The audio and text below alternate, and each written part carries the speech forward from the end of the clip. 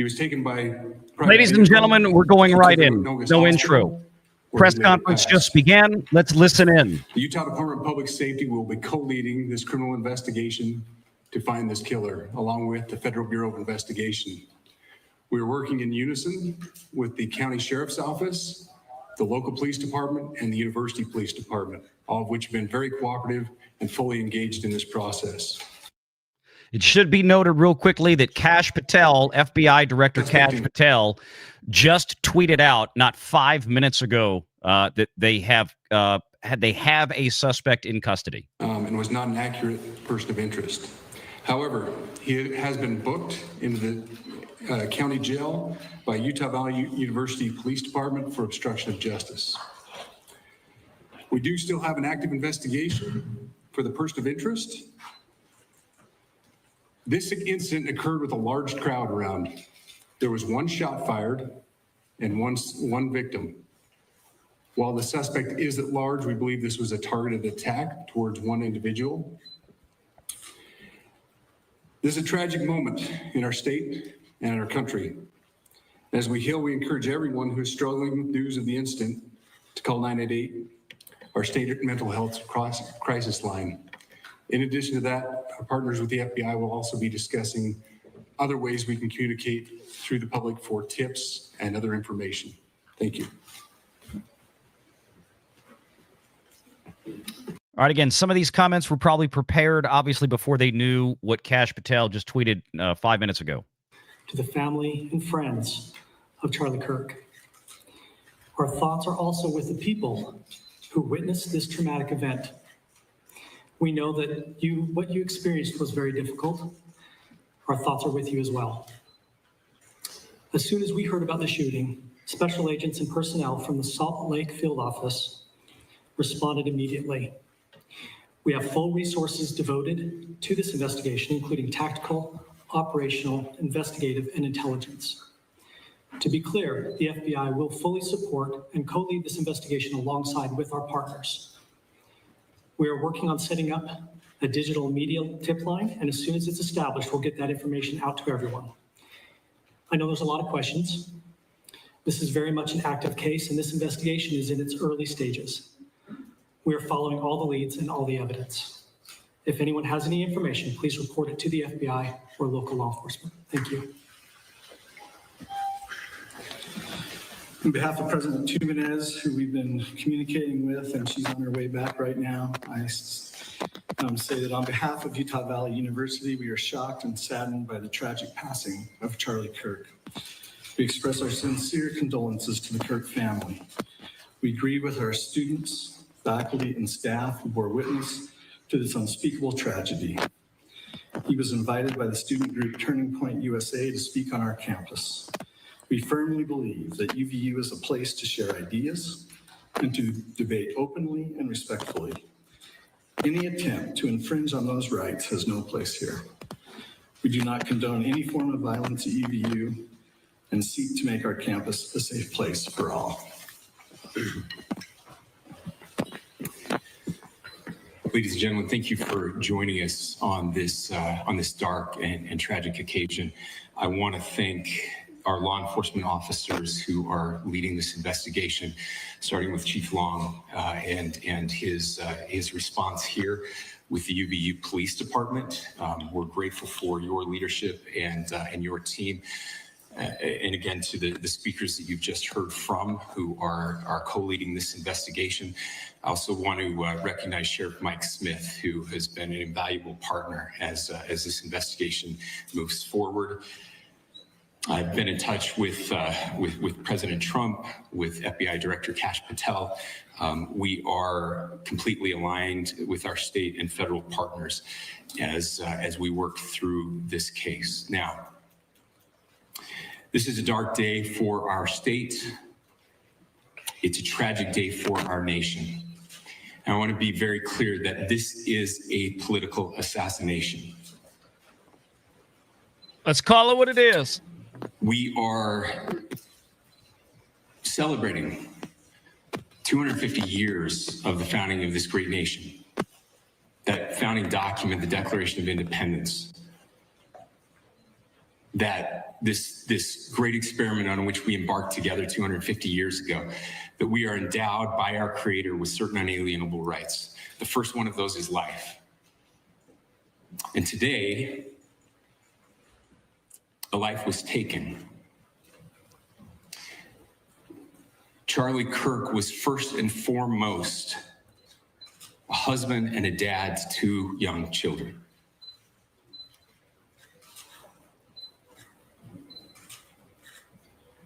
He was also very much politically involved, and that's why he was here on campus. Charlie believed in the power of free speech and debate to shape ideas and to persuade people. And they shot him for it. Historically, The left. our university campuses in this nation and here in the state of Utah have been the place where truth and ideas are formulated and debated. And that's what he does. He comes on college campuses and he debates.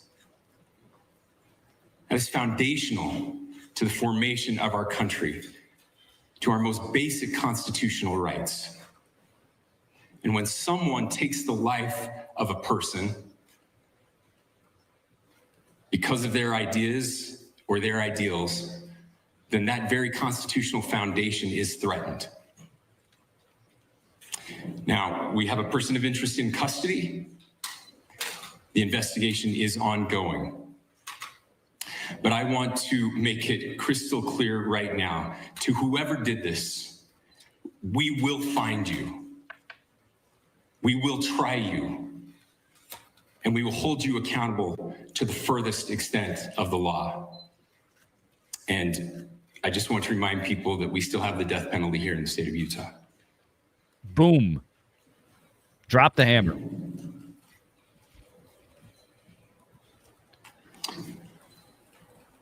Our nation is broken. We've had political assassinations recently in Minnesota. Sorry, it's over. This is Utah Governor We had Spencer an attempted Cox. assassination on the governor of Pennsylvania. And we had an attempted assassination on a presidential candidate and former president of the United States, and now current president of the United States. Nothing I say can unite us as a country. Nothing I can say right now can fix what is broken. Nothing I can say can bring back Charlie Kirk. Our hearts are broken. We mourn with his wife, his children, his family, his friends. We mourn as a nation.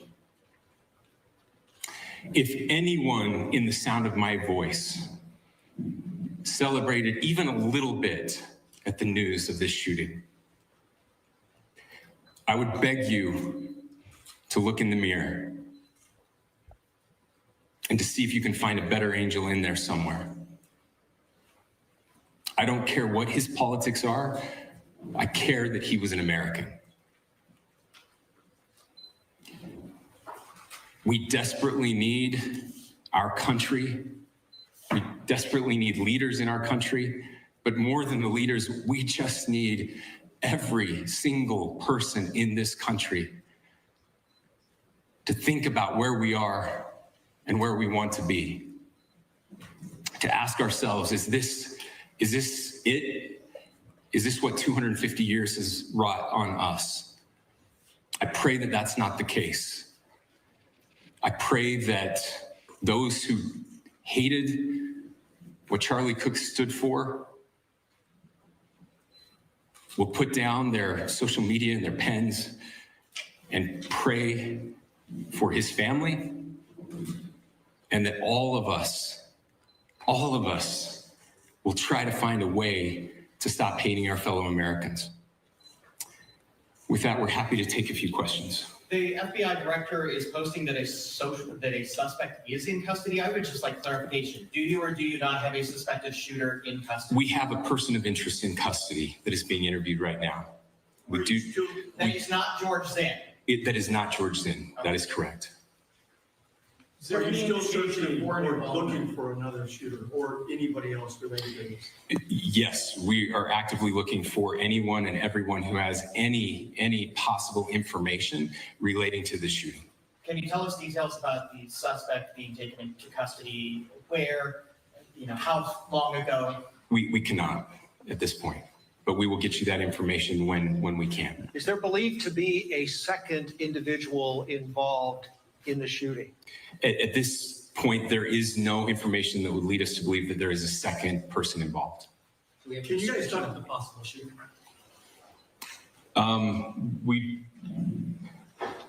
Do you want to talk about what we know there? Yeah. The only information we have on the suspect, the possible shooter, is taken from closed circuit TV here on campus. We do have that. We're analyzing it, but it is security camera footage, so you can kind of guess what. You knew there had to be quality of that something. They is. had to have We something. do know And dressed in camera all footage, dark something. clothing, but we don't have a much better description other than that. Where do you think the shot came from? The shot came from here on campus, from a location at a third, potentially from a roof, yes. A longer distance shot from a roof. So to clarify, with the security. Some camera estimates footage, earlier were and 200 person yards. That's in custody, do those. That's not a shot That's that, what we're that trying to decipher right the now. normie So did can. FBI or DHS have anything on the threat? I mean, like first time picked up a rifle, I got mad at Charlie. I'm going to go I'll just do say something that, bad. The investigation's ongoing, and as soon as we have further information, we will be sure to release it. Any indications of foreign intelligence involvement? As of now, I can't comment on any of that. Can you talk a little about the security of the event itself? Who was there security-wise and what happens on these kind of events? So my name is Jeff Long. I'm the police chief here at UVU, and I'll tell you right now, we're devastated. We're a small police department.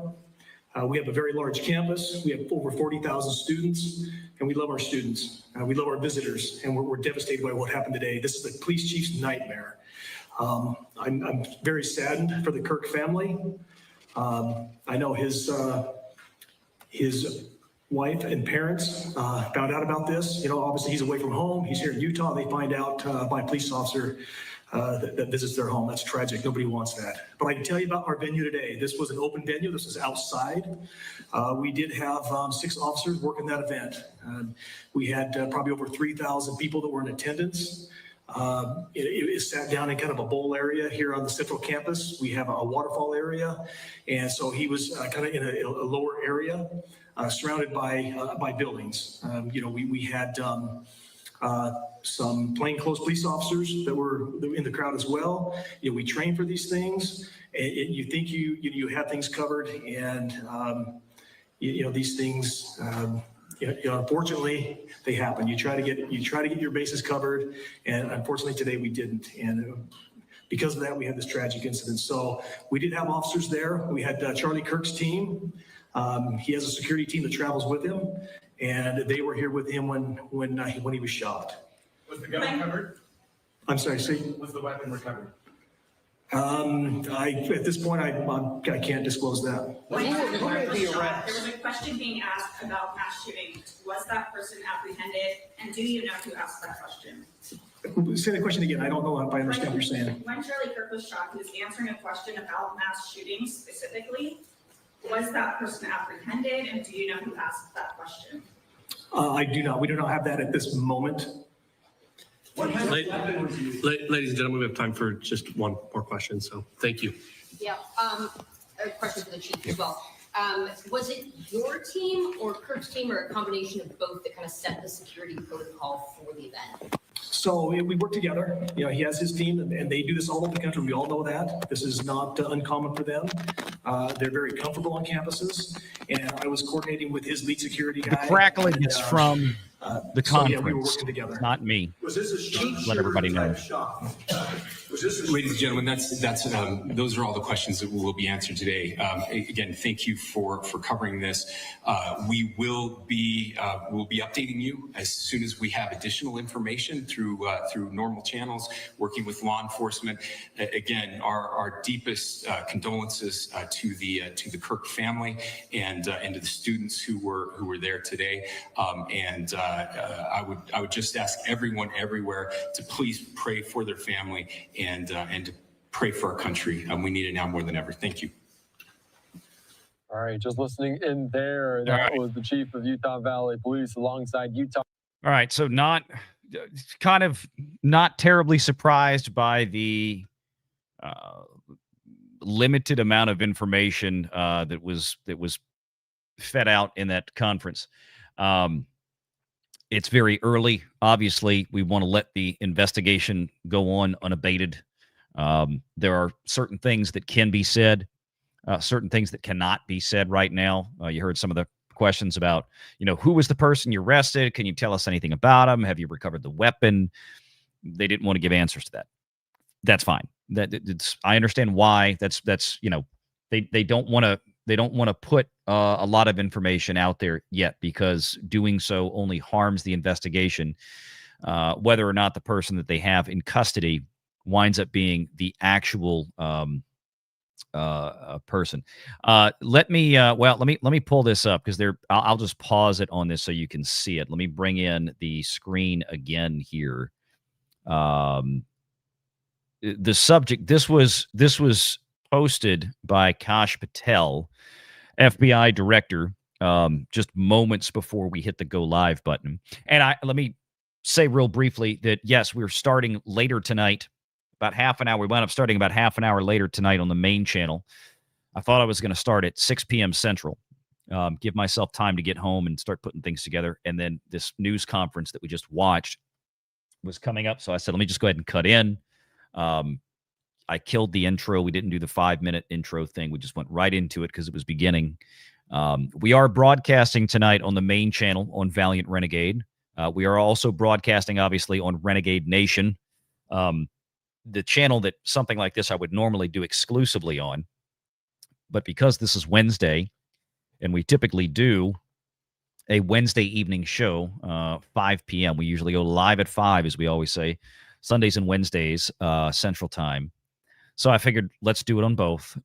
So we're broadcasting on Valiant Renegade. We are broadcasting on Renegade Nation as well. We are also broadcasting on X, of course. So wherever you're watching, we appreciate you being here. This is a very, very sad, tragic, horrible day. And we're going to go through a lot of it. I'm not going to pull any punches again. This has been a really rough week for some of these news stories. We're all sick of this. We're all sick and tired of it. And I think everybody is sick and tired of playing nice. I think everybody's sick and tired of trying to pretend that there's some moral equivalency out there that, well, everybody on all sides, blah, blah, blah. No, we're not doing that. That's not happening. And if we ever are going to stop these types of incidents from happening, if we are ever going to stop this level of violence, then we first have to acknowledge where the problem is and where the overwhelming amount of it comes from, because it's all very, very one-sided. But this is what Kash Patel posted just a few moments ago. The subject, now I don't know if that's a typo and he meant suspect, or maybe he did mean subject. I don't know. The subject, not a subject. He said the. So I find the choice of that, the article E, a little telling, perhaps. The subject for the horrific shooting today that took the life of Charlie Kirk is now in custody. Thank you to the local and state authorities in Utah for your partnership with the FBI. We will provide updates when available.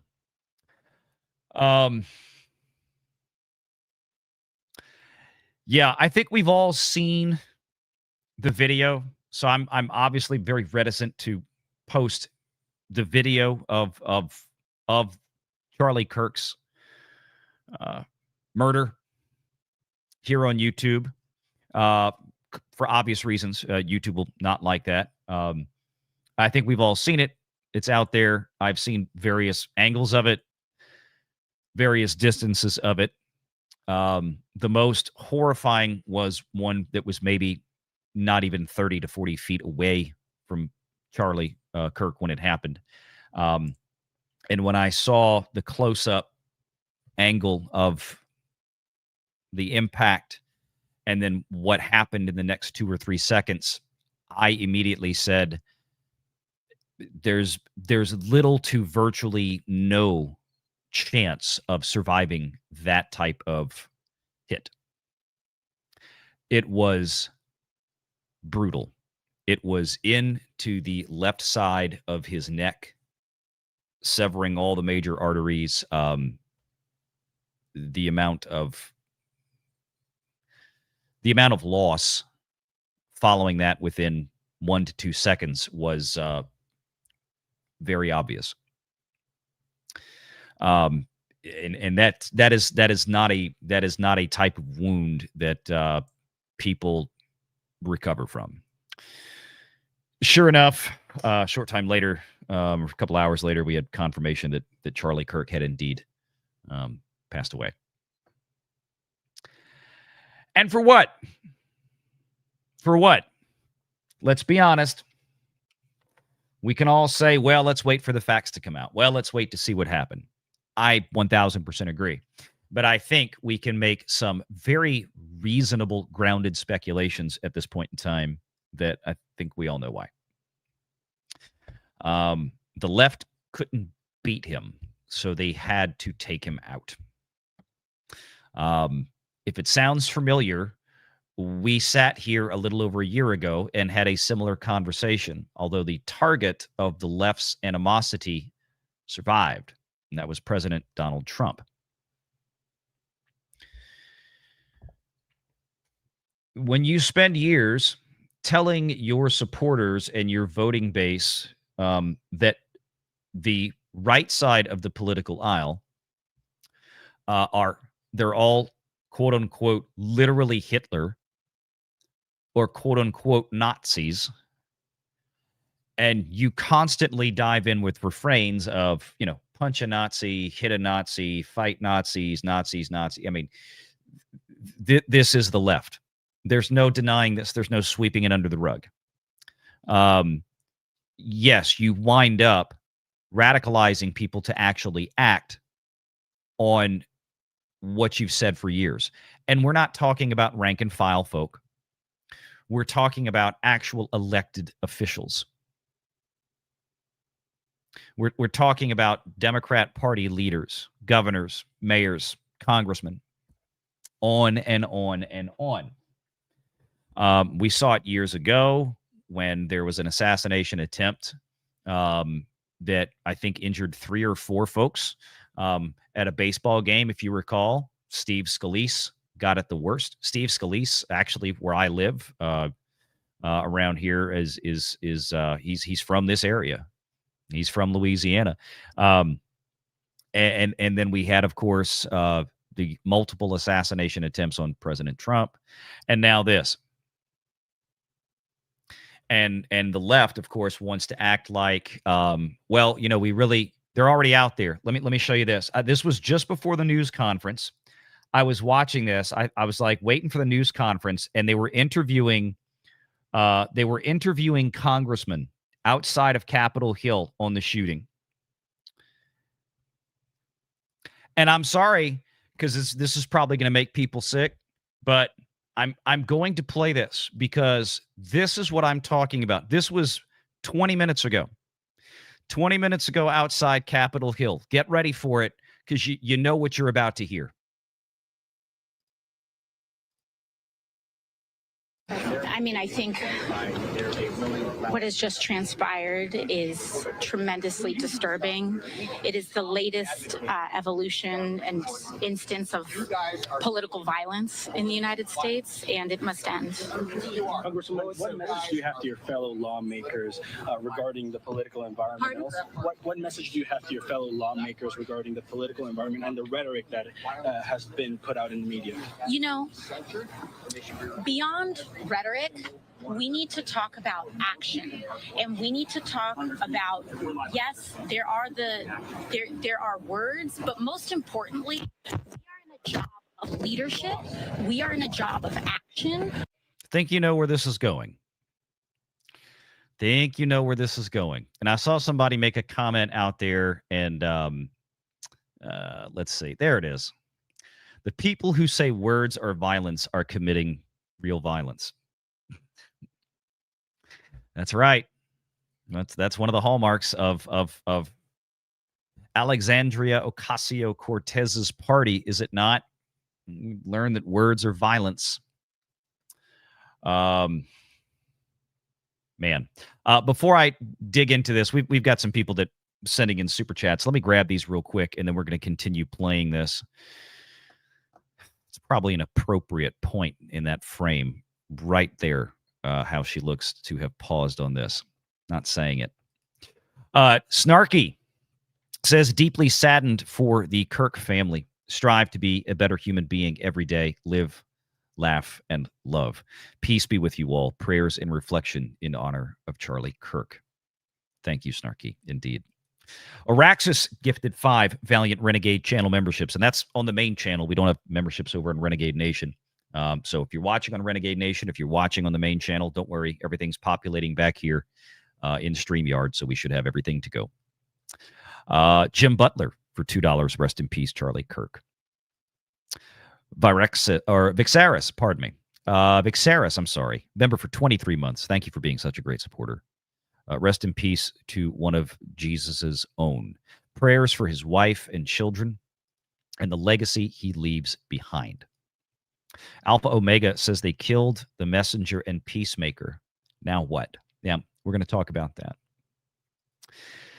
And Snarky, thank you very much for the 10 gifted Valiant Renegade channel memberships out there. If you guys are getting some of these gifted memberships, make sure you thank these fine folks. We're going to get right back to this.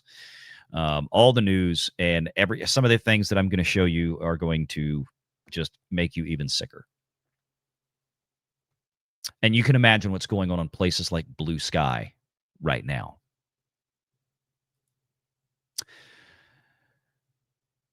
Big amped. Big empty. I'm sorry if I get it wrong. For $2, you called down the thunder. Well, now you've got it. A line from Tombstone, spoken by Kurt Russell, who was playing Wyatt Earp. Macon, for 11 months, says, I've been hoping for a long while that we as a nation and people weren't too far gone. Today, that hope just died for me. Charlie Kirk. Don't let it. Don't let it. It ain't good out there, but it ain't over. Don't let it. Zandy for 5, and here I thought the train stabbing radicalized me as much as anything could. I couldn't be more horrified to be wrong. Rest in peace, Charlie. Yeah. Let me grab 2 more here. Marcus Squintus. And Marcus, I wrenched you on the main channel in case you didn't notice. These last 2 weeks have been a kick in the nuts for the Renegade Nation. I am too exhausted to be filled with rage, just sorrow. So that being said, and he sends another chat here.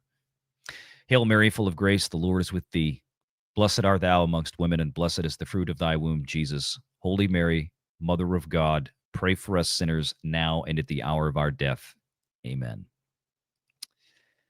Indeed. All right.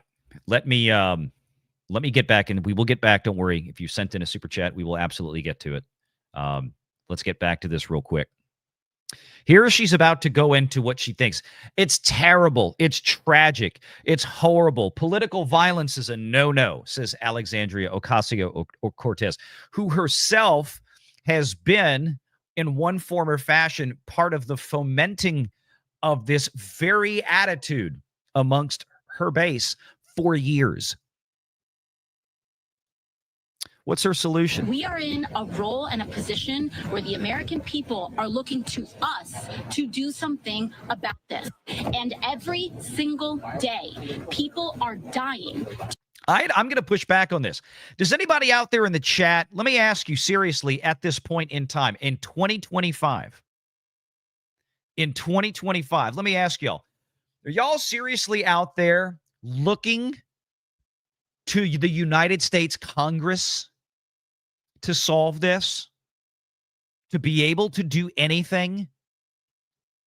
And specifically, let's take it to the left, to the Democrat Party, who has created this atmosphere among their base for years.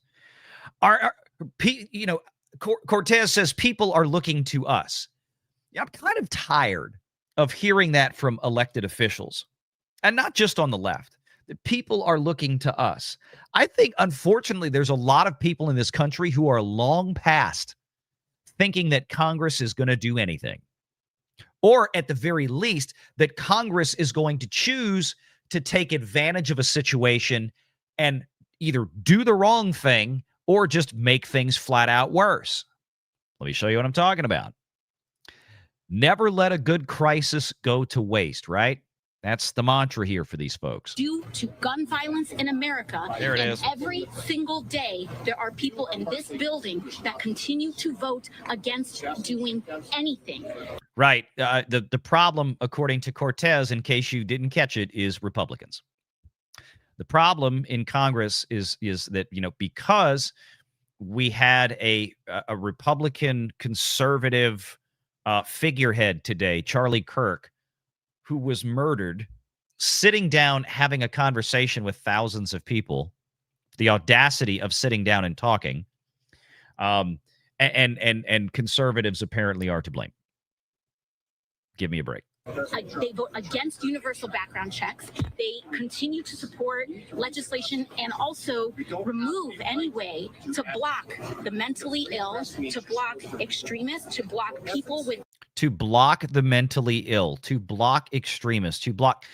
I'm thinking what she's talking about here are these red flag laws, where basically just anybody can put anybody on a list and ban them from exercising their Second Amendment right. Again, the answer on the left is always to disarm the law-abiding populace.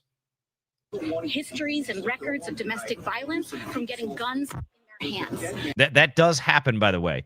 History of violence, history of domestic abuse, history of any violent crime typically comes with due process of law, by which that person, through due process of law, is then stripped of their ability to go purchase a firearm. We already do that.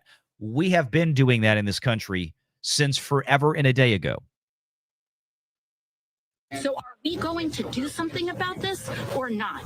We have a political assassination that happened at the same time as a school shooting where children are dying on the same day, a week after a shooting at a Catholic school where children were gunned down while praying. Are we going to do something or are we going to argue over rhetoric? That is my question about this. We have to pass gun safety legislation and stop this.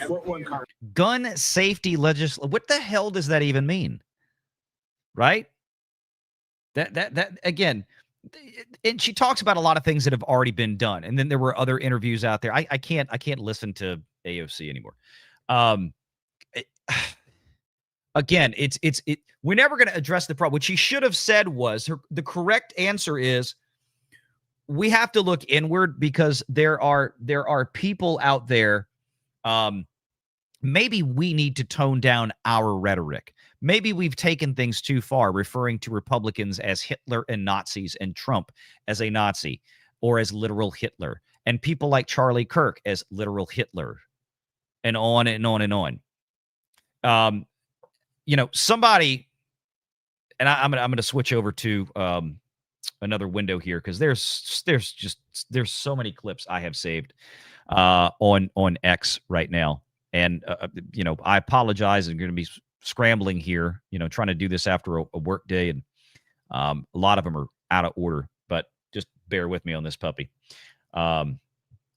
This was the post from Kash Patel, by the way, if you want to go see it. Now already up at 4 or 5 million views. And again, I know we're going to have to be patient to get more information on this, clearly. That being said, let's take a look at some of the real, I'm going to pull up some of these things. I'm beside myself at some of the stuff I've seen today. We saw this. We knew what the case was. Donald Trump had posted a couple of tweets. We saw this one just about 2 hours after the incident, I think roughly 2 hours. The great and even legendary Charlie Kirk is dead. No one understood or had the heart of the youth in the United States of all of America better than Charlie. He was loved and admired by all, especially me, and he is now no longer with us. Melania, and my sympathies go out to his beautiful wife, Erica, and family. Charlie, we love you. This is how the news broke. This is how we all knew. That was basically the confirmation of what we all deep down already knew was the case. After seeing how this went down, after seeing the footage of him being shot, again, to me, there was, once I saw how it hit, where it hit, saw the close-up of it, I said, no. It just is what it is. James Woods, pretty poignant. It's not gun violence. It's Democrat violence. This kind of stuff seems to be overwhelmingly relegated to one side. Does that mean that nobody on the other side has ever done anything bad? No. But the severity and the frequency of these incidents of all scale from that side seems to, it's undeniable. It's absolutely undeniable. People out there, says Dom Luker, I've never followed him, sharing his thoughts, how shocked he was to see what happened to Charlie Kirk. Dom is a big online influencer out there. This is what I'm talking about. Let's start with this. This is what we mean. The Southern Poverty Law Center put a bullseye on Charlie Kirk and Turning Point USA earlier this year. It's from Wall Street Maverick. Southern Poverty Law Center, which is an extreme left-wing group, puts the largest conservative grassroots youth group on the, quote, hate map, which they actually, if you go to the SPLC's website, they actually have the hate group map. They've had this for many years.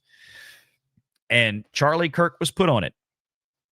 They also list a lot of other just normal conservatives out there, influencers and whatnot, on the hate map, along with known chapters of the Klan.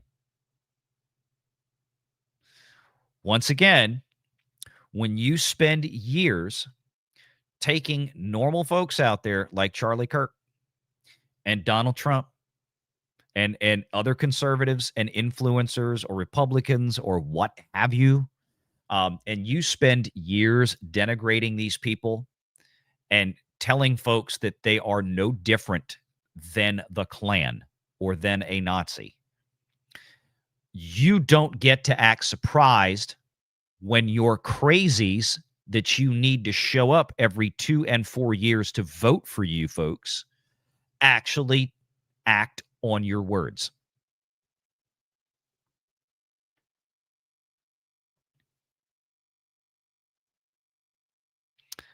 I mean, it goes on and on and on. And this is just some of the comments out there under that post. Sorry, scroll back here. Let's take another one. How about PMS NBC?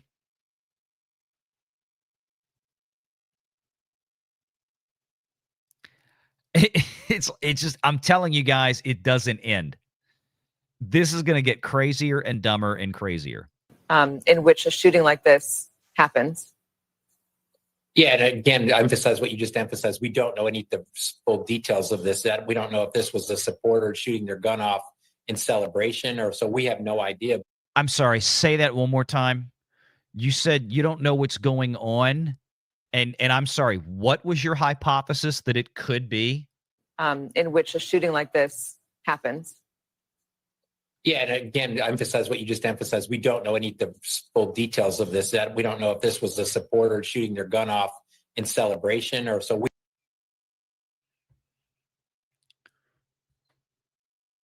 What? You did not just seriously suggest on the news that this might have just been a Charlie Kirk supporter that was celebrating and shooting his gun off in celebration. Are you shitting me right now?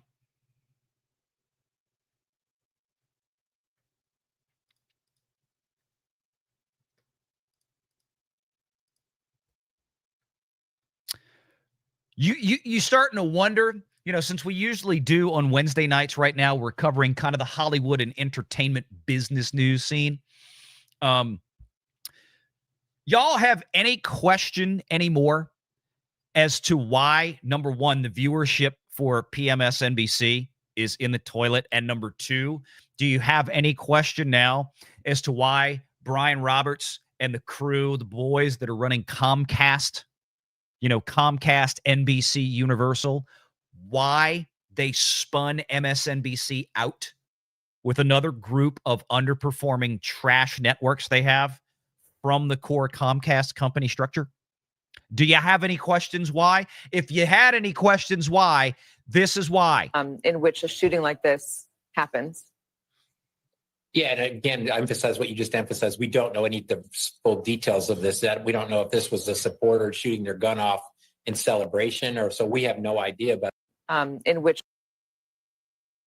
it's amazing. It's amazing. I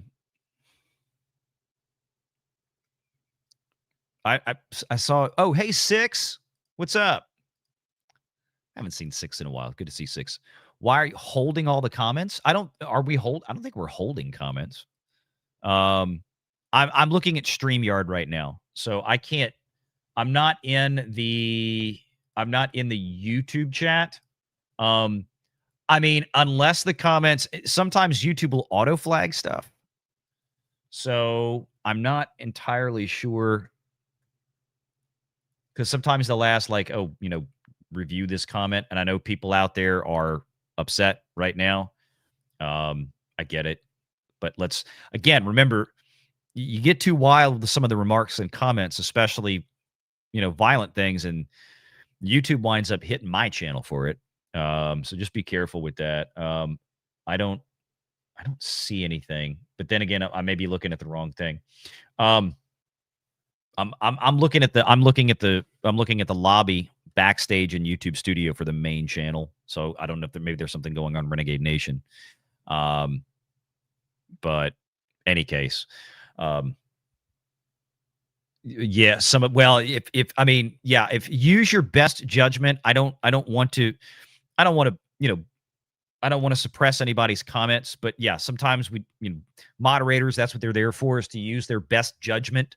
As far as, if somebody says, oh, we need to totally get revenge and go after blah, blah, blah. And you gotta be careful on days like this because it can cause problems. So just look, be upset, vent out there in the chat, but obviously, clearly, don't say anything in chat as far as, calls to violence or anything like that. Clearly, that goes without saying, regardless of the situation. I understand the emotions right now are running hot. And I'm with you. I'm with you. But yeah, this is the kind of goofy, stupid stuff that we're going to be looking at here. One of the ones, and I may not have marked it, although I know where it's at. I think Chrissy Mayer posted it because I was like, oh, I'm looking for. I knew exactly what I was trying to find. And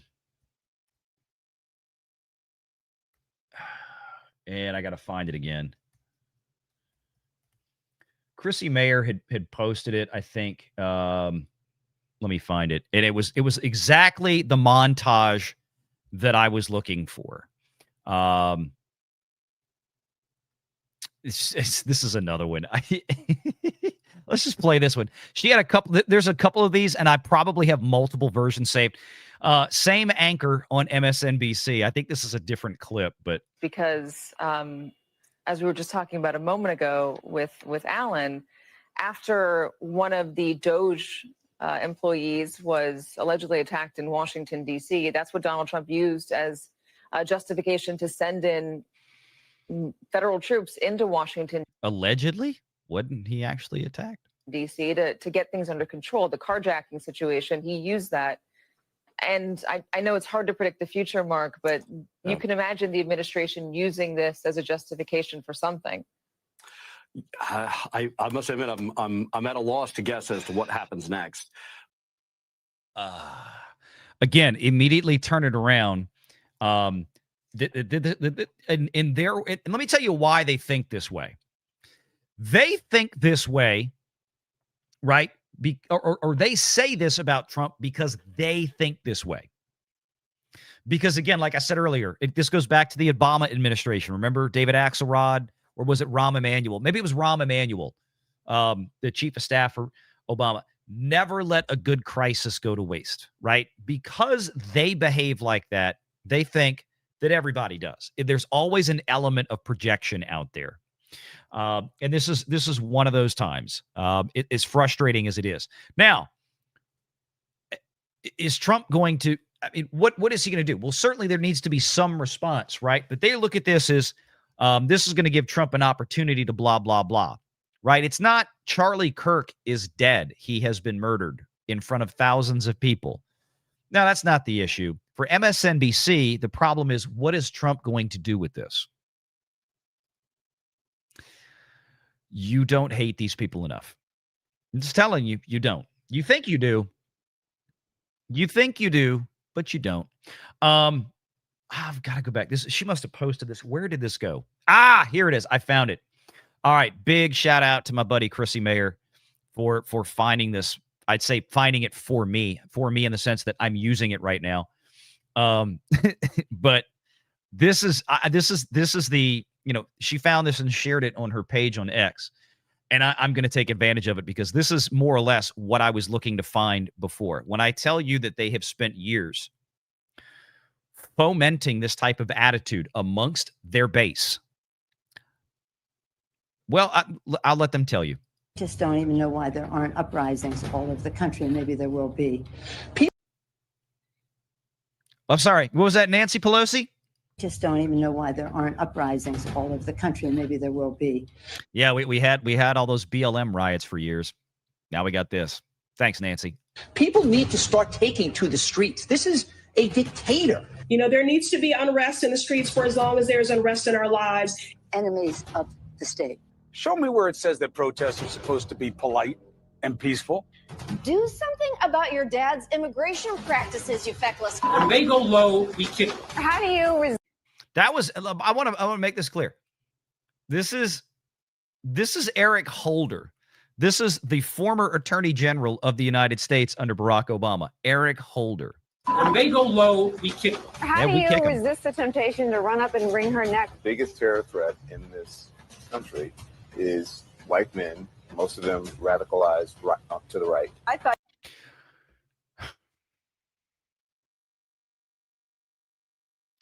Don Lemonhead.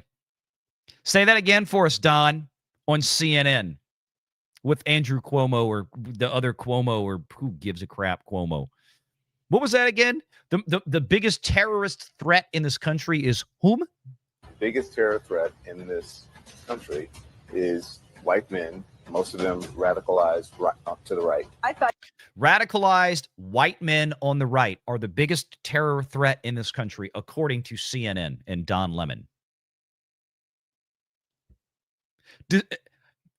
I'd ask the question, the obvious answer. Does anybody actually believe that? Let me rephrase. Does anybody with two functioning brain cells actually believe that? Is there any evidence, any data anywhere to even suggest remotely that is the case. If there is, I've never seen it. And you know why we haven't seen it? Because it doesn't really exist. Because if it existed, they'd be talking about it every day. They'd be showing you every day. You should have punched him in the face. I said, even if you lost, he insulted your wife. Yes. You came down the escalator. Yeah, you should punch him on the. She's talking about Donald Trump. You should just punch him in the face. Just punch him in the face. To the right. I thought he should have punched him in the face. I said, even if you lost, he insulted your wife. Yes. You came down the escalator and called Mexicans rapists and murderers. He said, well, what do you think I should have done? I said, I think you should have punched him in the face and then gotten out of the race. You would have been a hero. I'd like to punch him in the face. Maybe, you know what? Maybe Robert De Niro should stop worrying so much about what Trump is doing and maybe concentrate more on his son, who's clearly mentally deranged. You can go look that up and you know what I'm talking about. Said if we were in high school, I'd take him behind the gym and beat the hell out of him. Yeah, I'm going to take Donald Trump. If Donald Trump was in high school, I'd take him behind the gym and I'd beat the hell out of him. Here's the fat jerk weasel from Stranger Things, if anybody's watching that anymore. Punch some people in the face. Some Him and beat the hell out of him. punch some people in the face. Yeah, I think we all know who he was talking about. What's his name? David Harbour? Yeah.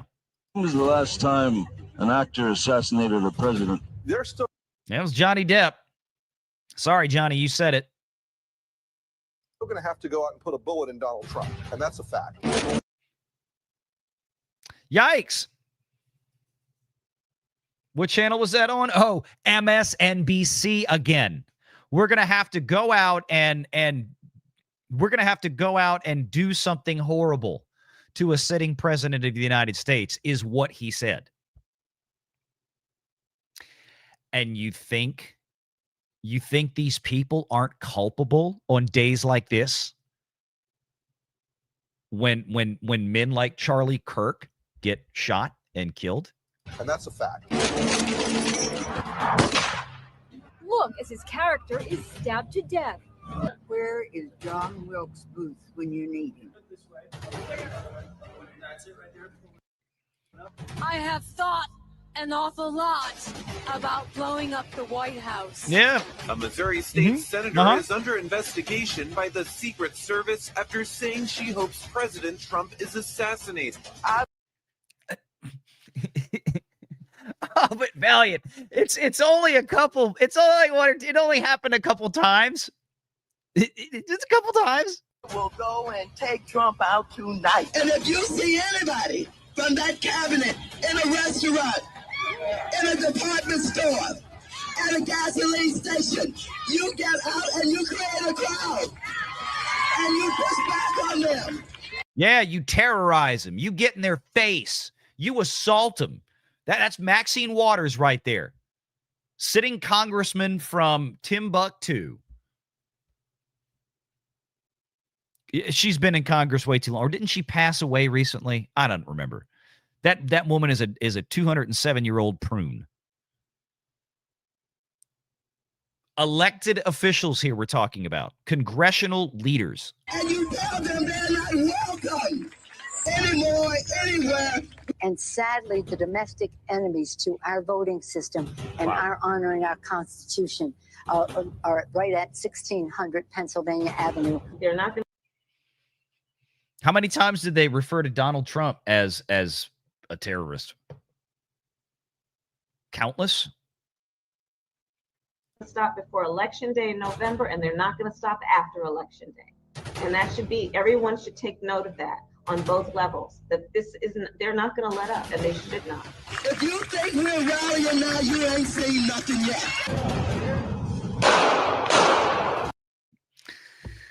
Well,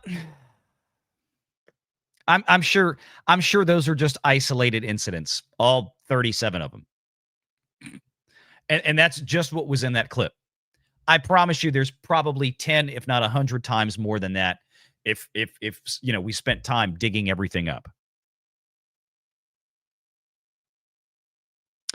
And you wonder why. And you're going to sit here, people like AOC are going to sit there and have the audacity to try to bring up well, we need more gun safety legislation.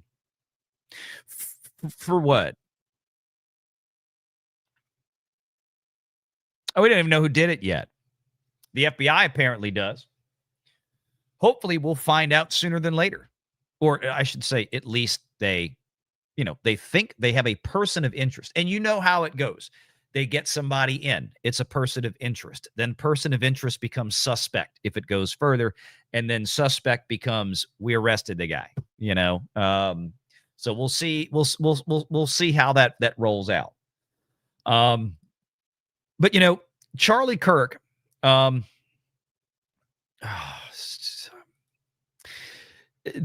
left hated him, and let's be honest, they killed him because they couldn't beat him. This is the bottom line. This is the bottom line. So, well, what if it was somebody on the right? Can somebody come up with a feasible excuse why anybody on the right would do it? I mean, I can't figure that. I've heard people throw that out so many times. In this afternoon, it's ridiculous deflection that's going on out there. And again, people out there are just, I don't even want to play some of these TikTok videos of some of these angry Karens because they're gonna wind up saying something that's gonna get me banned on YouTube because YouTube's gonna think it's me. That video I probably just played might get me in trouble. I have no idea. YouTube is a weird place. The algorithm doesn't always or very often recognize things correctly. So, yeah. Just see this here. Looks like our buddy D-Day Cobra just posted this. Charlie Kirk is in heaven, and his passing will change the country and the world. Humanity will be better because of him. Evil exists, and they are currently showing everyone who they are right now. Pray for his beautiful family. Yeah, totally agree. It's this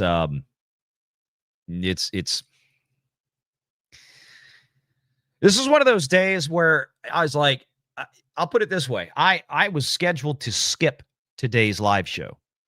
Even on the main channel, I was going to skip the Wednesday show because I had to pack tonight. I'm getting on the road tomorrow. And hang on one second. I have something in my eyes itching the hell out of me. I had to pack to get on the road tomorrow. Probably be doing the Sunday show from the road. And then, this whole thing happened. And we'll get to some of these other ones. Some of these comments are just, I don't even want to read these things.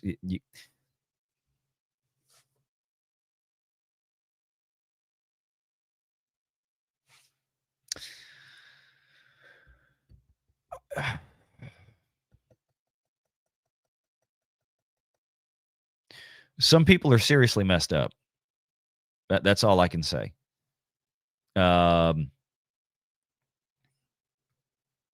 Clay Travis, he's got it right. Pray for Charlie's family. Evil is real. The left couldn't win debates with him, so they killed him. Yes. Yes. And look, between X and the 2 channels on YouTube, we've got 2,300 watching. So please do me a favor, hit the like button, hit the share button. We appreciate you. And I'm hoping everybody, and I'm sure everybody is, out there in the YouTube community streaming and talking about this tonight. And that's what we need. That's absolutely what we need. I want to, oh God. Brooklyn Dad Defiant. If you don't know who he is, consider yourself blessed. He's an idiot.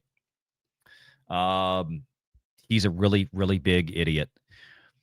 Whoever shot Charlie Kirk should be prosecuted to the fullest extent of the law, and the Republican Party has to stop opposing common sense gun reform, especially assault rifles. And you can see my response. Again, someone who knows nothing about which they speak of, firearms, offers an opinion on the thing they know nothing about. There was one shot fired. One. What does this have to do with assault rifles? What are you talking about? But no, the people on the left can't pass up a good opportunity to to show how absolutely moronic they are. One shot. And I mean, this was a shot from this was a 200-yard shot. And I know there's comments in the chat about that. And we'll get there. But Colin Rugg, well, this was earlier. Now there is a suspect in custody. But the university in Utah says that Charlie Kirk was shot from the Losey Center 200 yards away. So that's where this information was coming from. This was something being talked about by the university itself.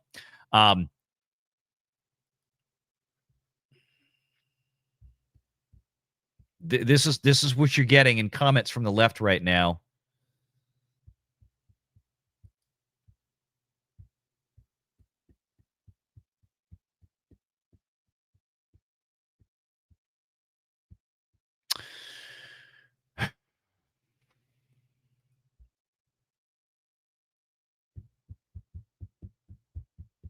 Mm-hmm.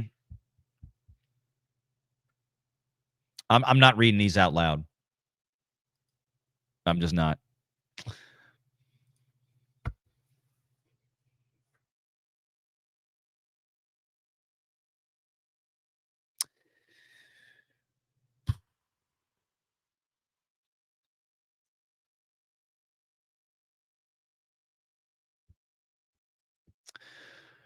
Common sense is not a word that I think the left in any way understands.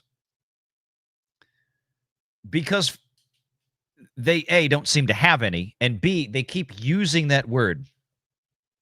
You keep using that word. I do not think it means what you think it means. This is one of the rants from, conservative Ant. I've seen this guy here and there before.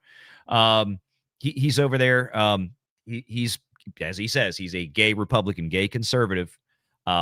He is dicey in this language here. So I'm going to warn you now, you people that watch me on Renegade Nation, if there's a hard hitting enough story like we had last night, I was not holding back. I was trying not to do that today because just too somber of a mood right now to go into full blown rant mode. But I'm going to let this guy do it for me. This is conservative Ant, again, self-described gay conservative, gay Republican guy. So here's my synopsis of what just happened to Charlie Kirk. I'm telling you right now, liberal influencers and liberals and I can't even talk right now. I'm so fucking pissed. Y'all are fucking terrorists. Liberals are the fucking terrorists of the fucking planet. Y'all are the ones who are creating all this fucking bullshit and all this crime. I don't give a fuck who fucking hears me. Y'all fucking liberal content creators that are paid by the fucking liberal DNC, and y'all liberal content creators that fucking incite violence and all this bullshit, y'all are terrorists, because none of us have ever and will ever go up there while one of your fucking little influencers are talking and shoot them in the fucking neck. But guess what? Bet. This is what you fucking do. This is what you do. For people that have free think and free speech, you go and fucking shoot somebody in the fucking neck because you can't handle your little fucking feelings. Bet. Ooh, I'm so fucking hot right now. Yeah. I mean, he feels like a lot of us feel like right now. Like I said, I'd seen this guy. I'd seen this guy a couple of times, and then he ran across my feed again. And actually, I'm gonna follow this guy. Yeah, I just fair rant. I mean, that was guttural. It was, I just saw the news. It's like walking out of a restaurant. He's probably sitting with friends, and he's like, I'll be right back. I got to walk outside because I can't yell this out inside. We get it. JB Pritzker. Y'all want to hear what JB Pritzker said? And all these guys have the same script. They start out the same way every time. Nobody should support violence. Nobody should support political violence. Very sad to learn about the tragedy of blood. And then they go right into all of the hallmarks of stupid from there. Like clockwork. like absolute clockwork. Let me grab some of these super chats here that came in real quick. Let me grab, and like I said, we're going to circle back. We're going to get all of them. I want to clear some of these $20 ones because people are being very generous, and I want to address them. Paul S. for $20. Charlie Kirk died for his faith. He talked politics and culture, but it was all built upon the foundation of his faith. Charlie Kirk was instrumental in Donald Trump's win. He gave all the glory to God. That's who Charlie Kirk is. Amen. Snarky says, yeah, flags are half staff till Sunday. I saw that. I actually retweeted, I think, what Trump had put out on that. It was the White House, I think, put it out. It's very appropriate, Jester. KMG, what's up, Grits? Thank you for the $20, my friend. Enough is enough. The administration needs to immediately take action and make this a real, quote, turning point.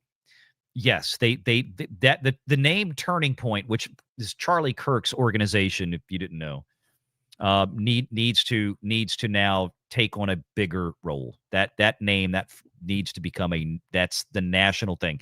That may need to be the battle cry for 2026, because this is not going to get fixed with a lot of the current people that are sitting in Washington. Make this a real turning point, Grit says, for justice by issuing a wave of indictments. We have waited long enough. Rest in peace, Charlie, and rest in peace, Polly Holiday, a.k.a. Flo. Yeah.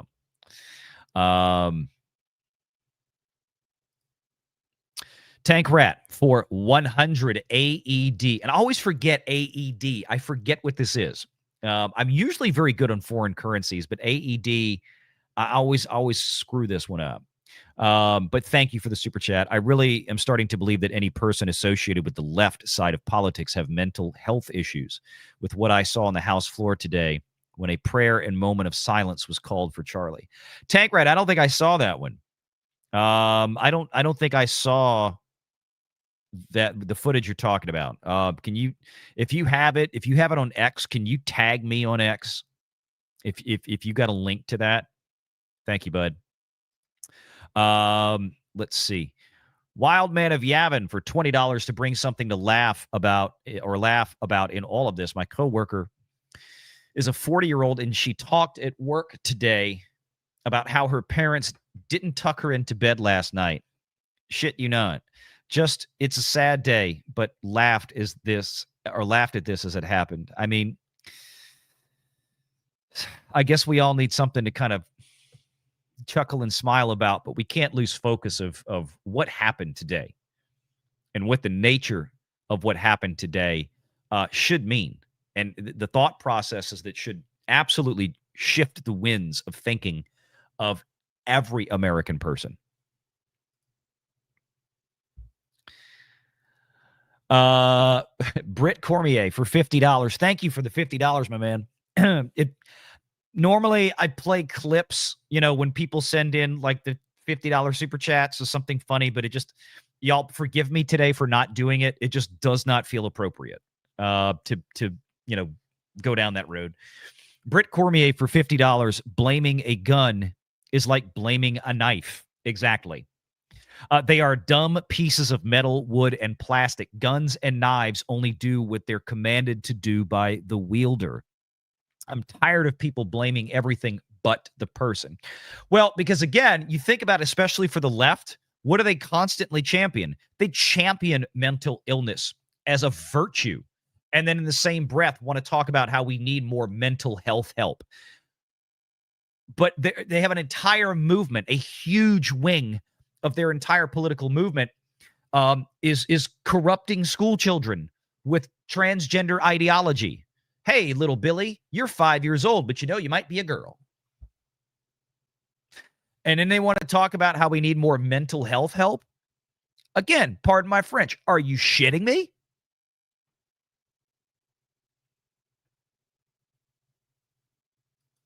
They know what they're doing. Grits also says, as a fellow gay conservative, I'm snapping to conservative ants rant. I'm glad you like that one.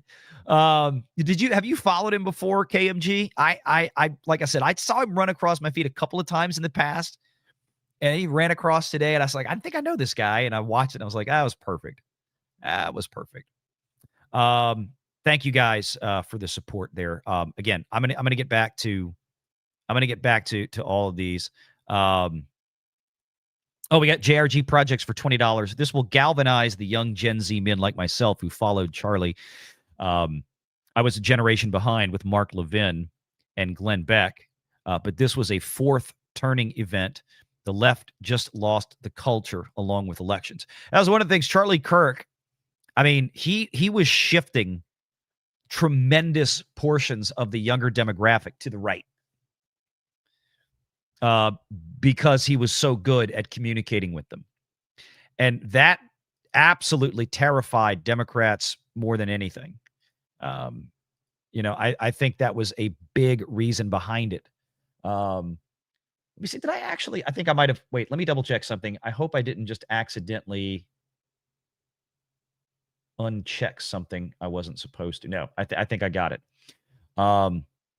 Again, running on multiple channels today. We're here on the main channel on Valiant Renegade. We're here on Renegade Nation, also on YouTube.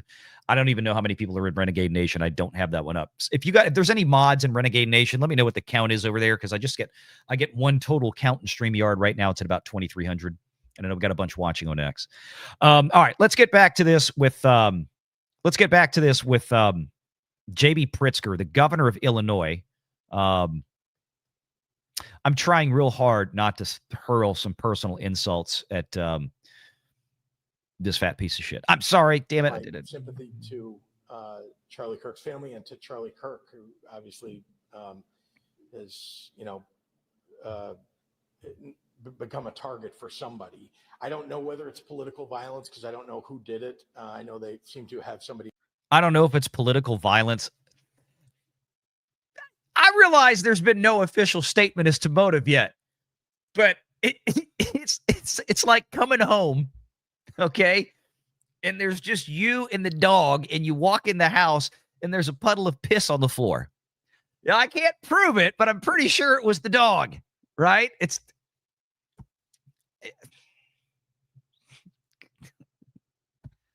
You think somebody took a 200-yard shot at Charlie Kirk to mug him?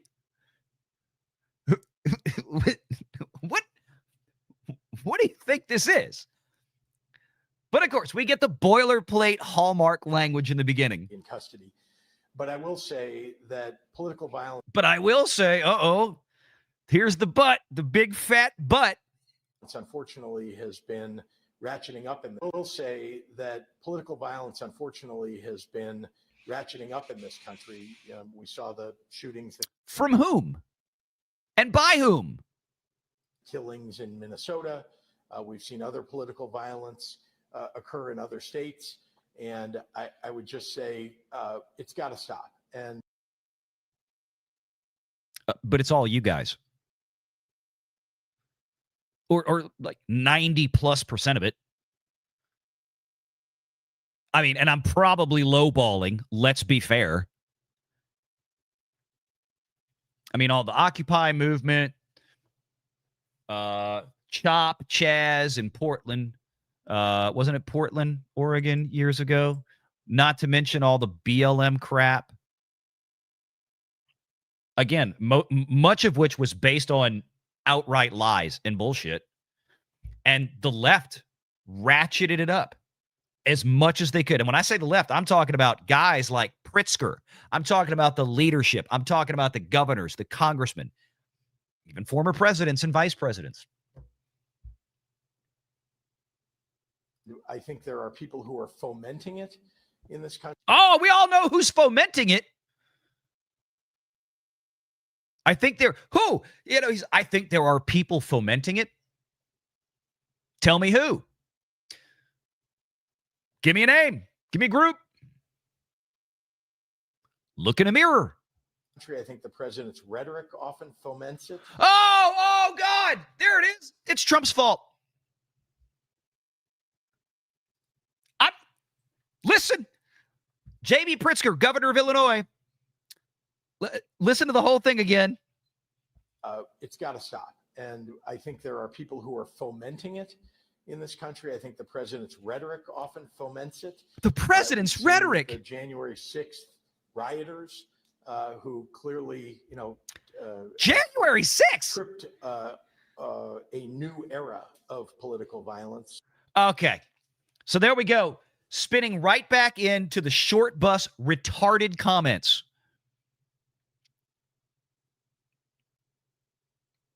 This is what you call politicizing something. When you take aspects of a situation that clearly have no bearing on the situation and then try to twist it into something for your own political gain, right? This was a politically charged shooting, yes. But to then turn around and with a straight face at a press conference talk about how there's people out there fomenting political violence and then immediately pivot into, I think Donald Trump probably had something to do with this in terms of fomenting the violence. How on earth did Donald Trump, was Donald Trump out there calling for people to commit an act against a friend of his? Surely that can't be what you mean, because that would be moronic. It would be flat out wrong. Or, Governor Pritzker, are you suggesting with a straight face here that because Donald Trump just does Donald Trump stuff, that it's making other people so angry that they feel justified in doing this? That's not a normal human response.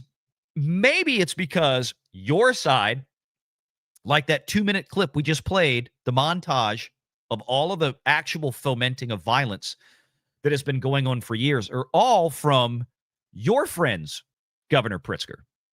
They're all from your friends, all from your colleagues, all from members of the Democrat Party and the Democrat news media, the legacy media. It's all you. I'm not saying there isn't one. I can't think of a time. I can't think of any point in time where I have seen, and I've been watching politics since I was a teenager, over 30 years now. I don't recall seeing a conservative or / Republican member of Congress or governor or anything like this, calling for actual political violence, which is what the Democrat Party has been doing. Again, we just played the 2-minute montage. It's indisputable.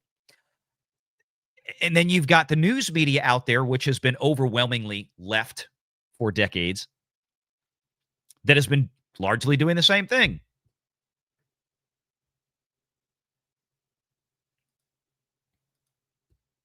Stormweaver for 50 Canadian smackers. This is just nuts, VR. Will you need a bodyguard as well now? Lord, I hope not.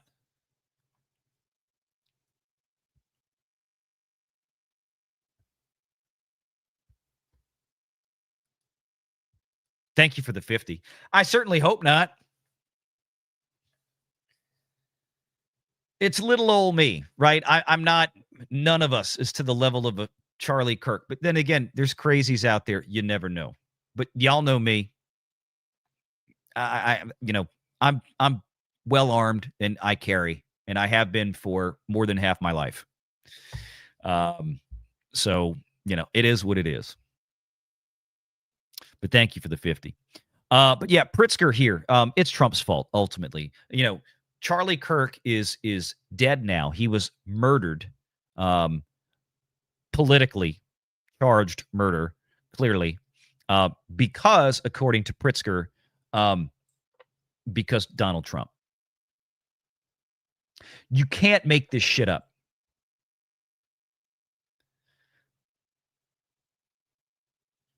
I'm at a loss.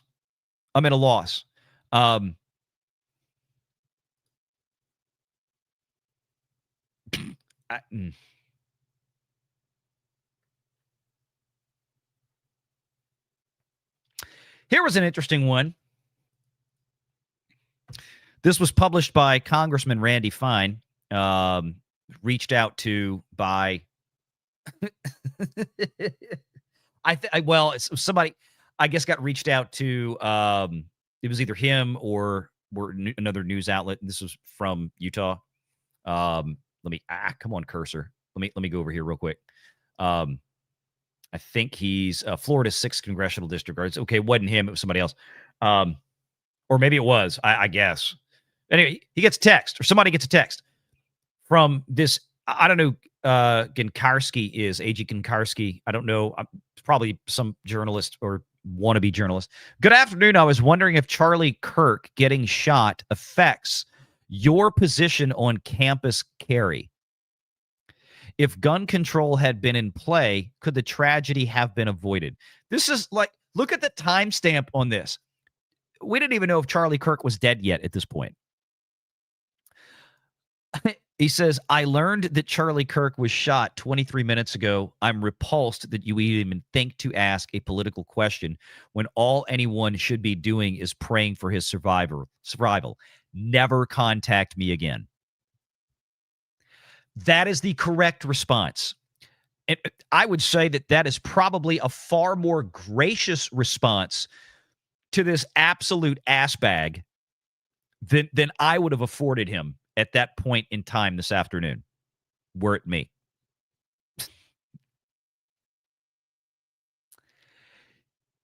And yes, believe it or not, you still have, again, the trained monkeys out there, the trained Democrat monkeys, the circus monkeys that will dance when their political superiors play the music for them that makes no sense. Live right now, let's watch.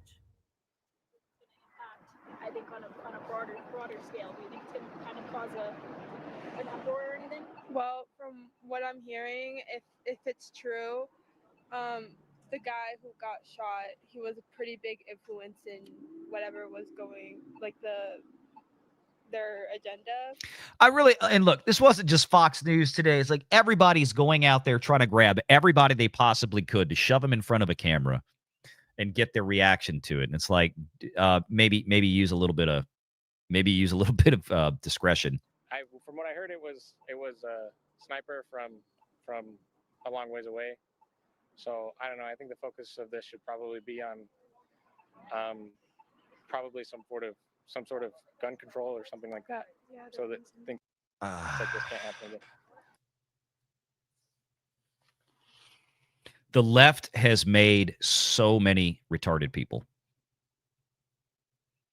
Unbelievable. This one has been going around, and this is oh shucks, I just forgot his name. Anyway, former White House advisor. Oh God, what the blanked out. I just had a brain fart, but it really doesn't matter. It's just let me see if somebody threw his name in here. It's not even her, but just watch this. Yeah, and again, emphasize what you Talk to me about the environment in which a shooting like this happens. Yeah, and again, emphasize what you just emphasized. We don't know any of the full details of this. That we don't know if this was a supporter shooting their gun off in celebration, or so we have no idea about this. But following up on what was just said, he's been one of the most divisive, especially divisive younger figures in this, who is constantly sort of pushing this sort of hate speech or sort of aimed at certain groups. And I always go back to hateful thoughts lead to hateful words, which then lead to hateful actions.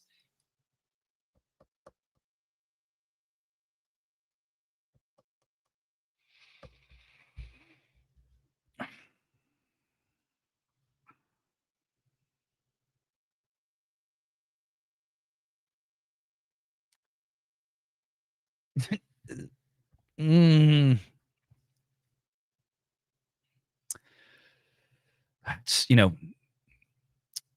Charlie Kirk, hate speech. Remember, anything these people don't like is hate speech. He was targeting certain groups. He was targeting who? Challenging the idea that a man, or especially a 5-year-old boy, could wake up one morning and decide to go start putting things into their body that doesn't belong there, have radical, mutilating, life-altering surgeries, and then pretend they're a girl? Sorry, that's not controversial to say that that's a bad thing. That, no, that's not how that works. What's controversial is trying to introduce the idea to 5-year-old children. What's controversial is forcing the rest of society to pretend that somebody's psychosis or their game of pretend is something that we all have to go along with. No, Charlie Kirk was on the rational, normal, middle of the road side. But to the left, anything to the right of Mao is a Nazi. This is what we're dealing with. It's just an unbelievably stupid statement that basically what he's saying, well, Charlie Kirk was a very controversial figure. This dude sat down and way calmer than I could ever do in these situations. But then again, I'm a lot older and more grizzled. Charlie Kirk was a young man, a 31-year-old husband and father of 2 young children, very young little girls that have now lost their father, and a wife who's lost her husband. And all he did was sit down and very calmly do a back and forth with people. He's not cussing at him. He's not yelling at him. He's not screaming at him. He's controversial because the left couldn't beat him. Oh, they like to put out videos, watch Charlie Kirk get absolutely savaged. And then you'd watch the video and it'd be like, no, he didn't. The loony on the other side of the table that thinks they beat Charlie Kirk, all they did was sit there and wave their hands and scream and shout and do the ad hominem attack thing and did nothing, didn't win the debate at all. They couldn't beat him. But to him, to this guy on MSNBC, hate speech, Charlie Kirk being controversial and being a Nazi, let's be honest, that's what's in the back of his mind right now. He wants to say the word, is what did it. Said he's been one of the most divisive, especially divisive younger figures in this, who is constantly sort of pushing this sort of hate speech or sort of aimed at certain groups. And I always go back to hateful thoughts lead to hateful words, which then lead to hateful actions. And I think that's the environment we're in, that people just, you can't stop with these sort of awful thoughts you have and then saying these awful words and not expect awful actions to take place. Matt, and that's the unfortunate environment we're in.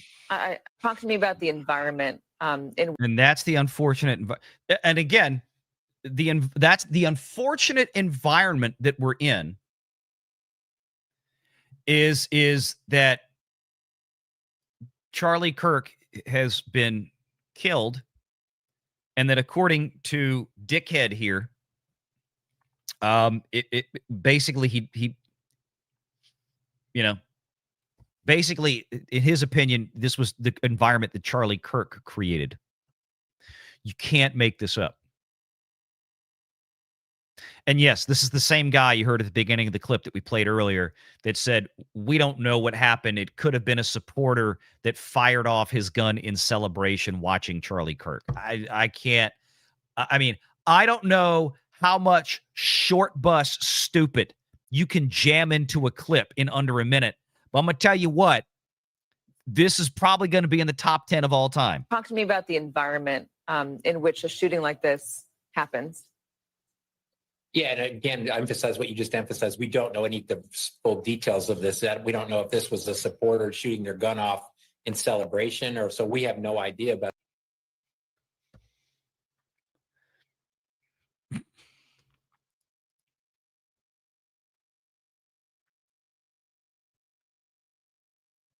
You don't hate them enough.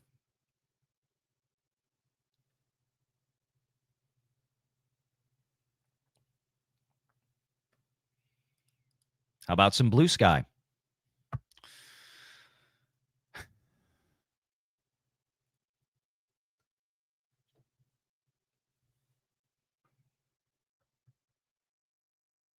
I wish and I want to be careful about saying this on YouTube because the algorithm may confuse it. I wish the cartridge that hit Charlie a very pleasant day. That's your liberals on Blue Sky, the cesspool of the internet. And you can look at the responses.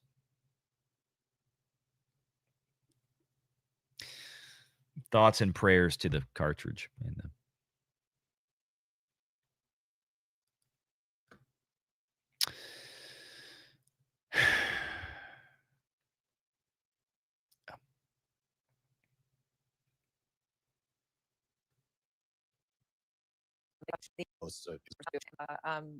yeah, here's another one. Again, MSNBC. It's amazing all the MSNBC stuff today. Isn't it? Yeah, we're showing, by the way, our affiliate in Utah and the aftermath of the shooting. You could see people running away pretty quickly, as you would imagine they would do at gunshots. The FBI director, Kash Patel, has weighed in on this. He just tweeted the following: "We're closely monitoring reports of the tragic shooting involving Charlie Kirk at Utah Valley University. Our thoughts are with Charlie, his loved ones, and everyone affected. Agents will be on the scene quickly, and the FBI stands in full support of the ongoing response and the investigation." Charlie Kirk is a divisive figure, polarizing, lightning rod, whatever term you want to use. Why? Right into it. He's a divisive figure, polarizing, whatever term you want to use. Again, they will never, ever, ever use this language about a Democrat. They will never use this language about somebody on the left. They'll be a champion. They'll be a hero. They'll be a powerful political figure. Every time it's somebody on the right, it's controversial, polarizing. This, again, it is years and years and years that this language has been exercised in the mainstream media to dehumanize Republicans, to dehumanize the right, to dehumanize conservatives. And we're now living in the result of many, many, many, many years of that conditioning. Well, he's one of MAGA's most prominent voices online. He hosts a near daily podcast.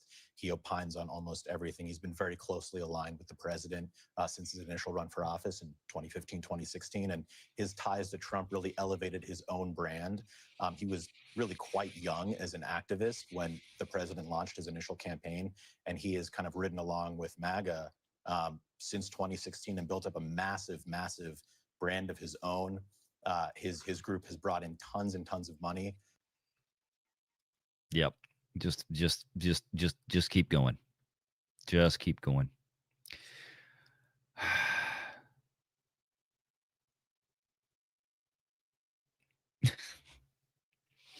Good on Cody out there, Camelcast, for picking up on this one. I'm again,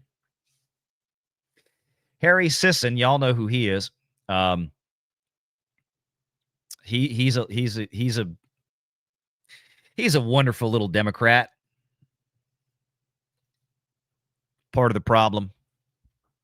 Harry Sisson really doesn't like Charlie Kirk because Charlie Kirk is orders of magnitude more influential and effective with the younger generation than Harry Sisson is. And Harry Sisson is one of these absolutely straight up paid mouthpieces for the DNC and has been for some time. But you're not supposed to know that. Stop sharing the video of Charlie. It's horrific. His family doesn't deserve that. Just at a total loss for words. Now, in and of itself, the statement is fair, right? Can appreciate that. The problem is Harry Sisson is also this guy. This is also the same Harry Sisson right here from like a month ago. Charlie Kirk is a sick, racist piece of trash. Just put the Klan hood already. Just put on the Klan hood already, Charlie. And you wonder why somebody shot him. You wonder why one of your guys, almost 100% certain at this point, one of your guys shot him.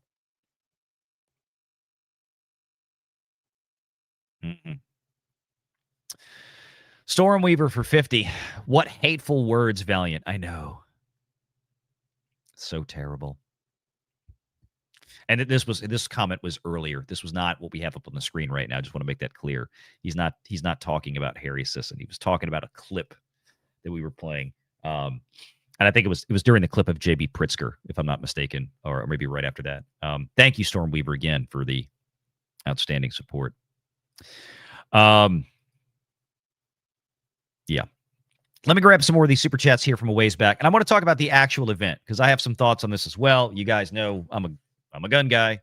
I'm going to talk about it now that they seemingly have a suspect in custody. We're going to check in and see if there's any more updates here and whatnot. But what a absolutely tragic day today. Big Blue Horse, is good to see you. I was there. Oh, you were there? VR, I did email you some thoughts. Thank you for having the discussion. What we saw isn't what America should be. Oh, I didn't know. I did not check my email. That Valiant Renegade email gets really, really cluttered with spam because it's a Google account and it sucks. Let's see. Where did you? Oh, I see it now. Okay. Okay. Yeah, I don't want to reveal your. Yeah, okay. I see it. Commenting as Big Blue Horses. I got your email. Okay. Thank you, dude. I don't want to read it on air because I don't know if there's anything in there. Let's see. So you were close enough. So Big Blue says he actually saw the hit.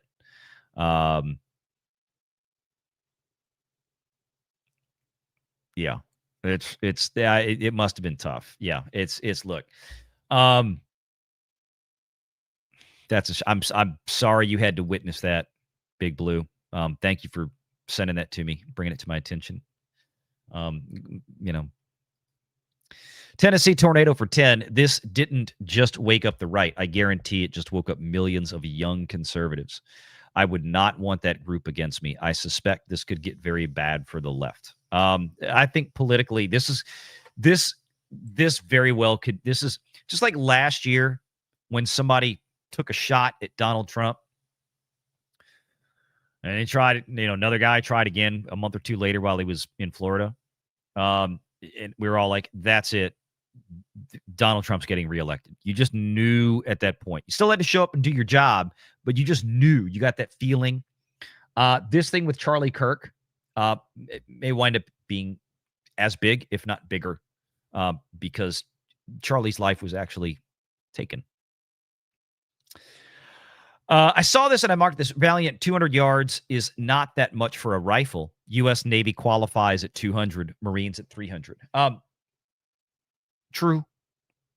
The reason I bring this up, I'm talking about, like, I think when I mentioned this on X, 200 yards is not something that your average off the street normie, especially a liberal who's probably never been around a gun in their life, can just go out, buy a rifle, and take a 200-yard shot and hit a target like that. Just not. And that was my point of saying that. Everybody knows that the 223, right? Because this is the AR-15. 223, 5.5. I can't get it in focus. You see that's a 5.56, 223, basically the same round almost. This is what's used in the most common, most popular semi-automatic rifle in America. It's the AR-15 platform.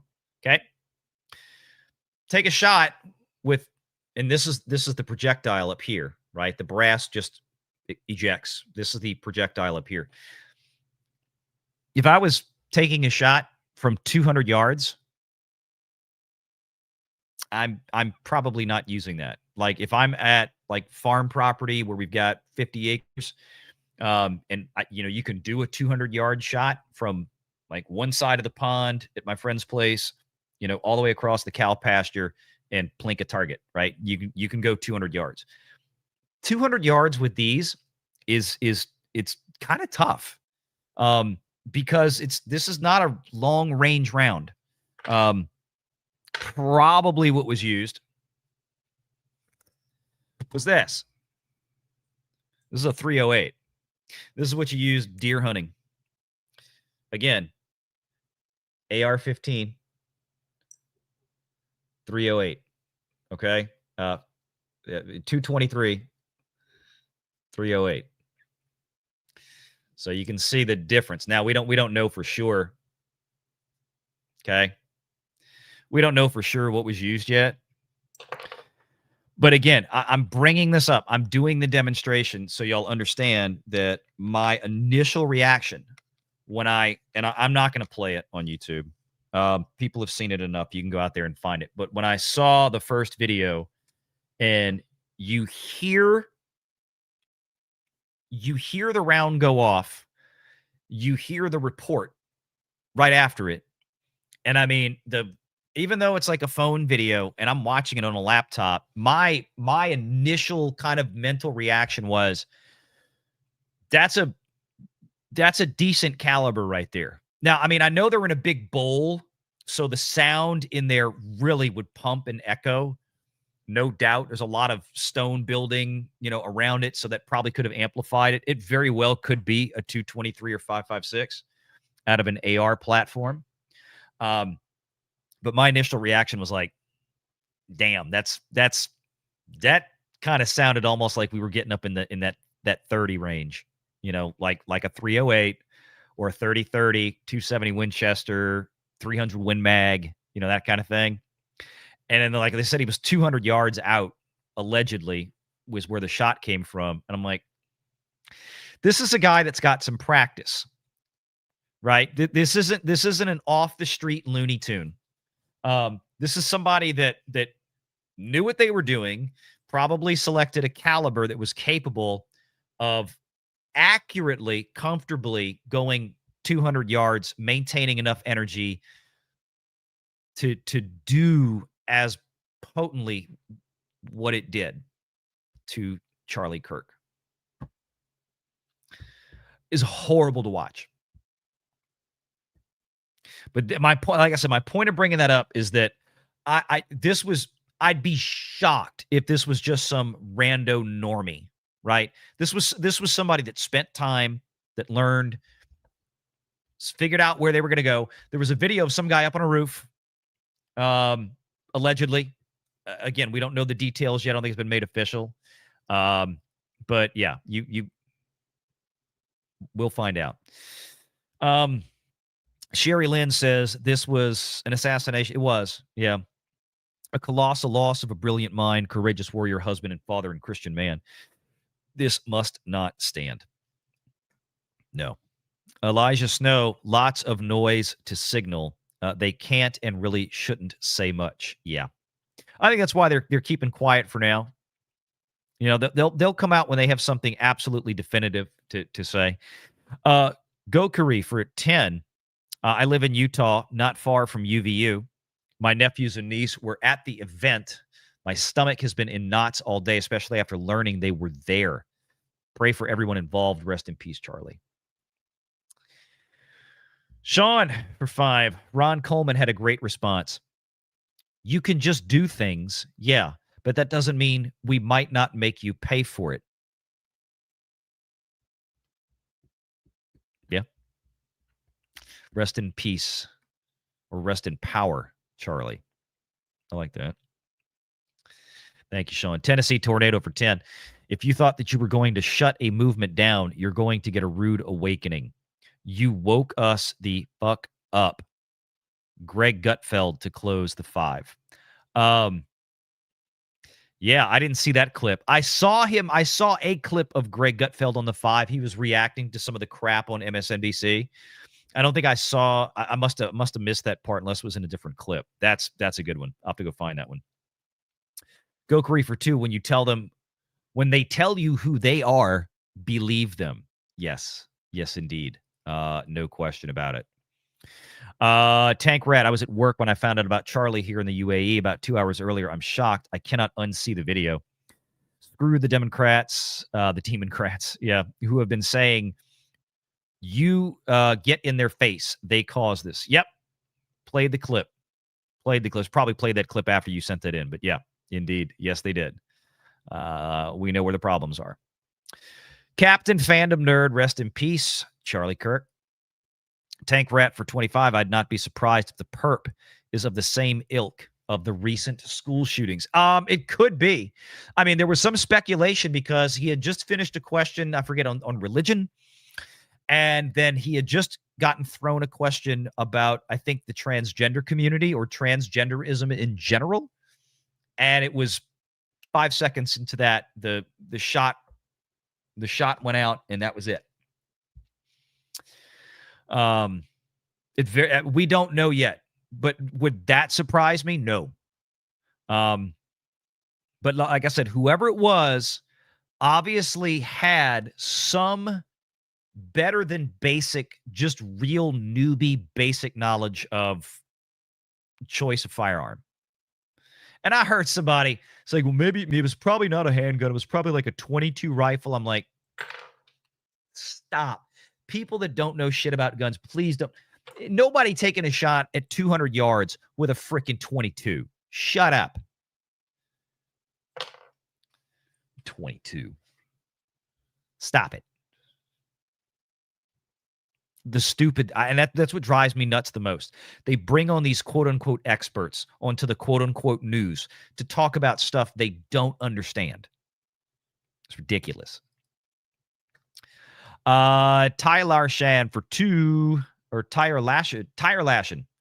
We're not Londonistan. 2A for a reason. Snarky, I'm looking to the law to investigate and provide answers and do justice.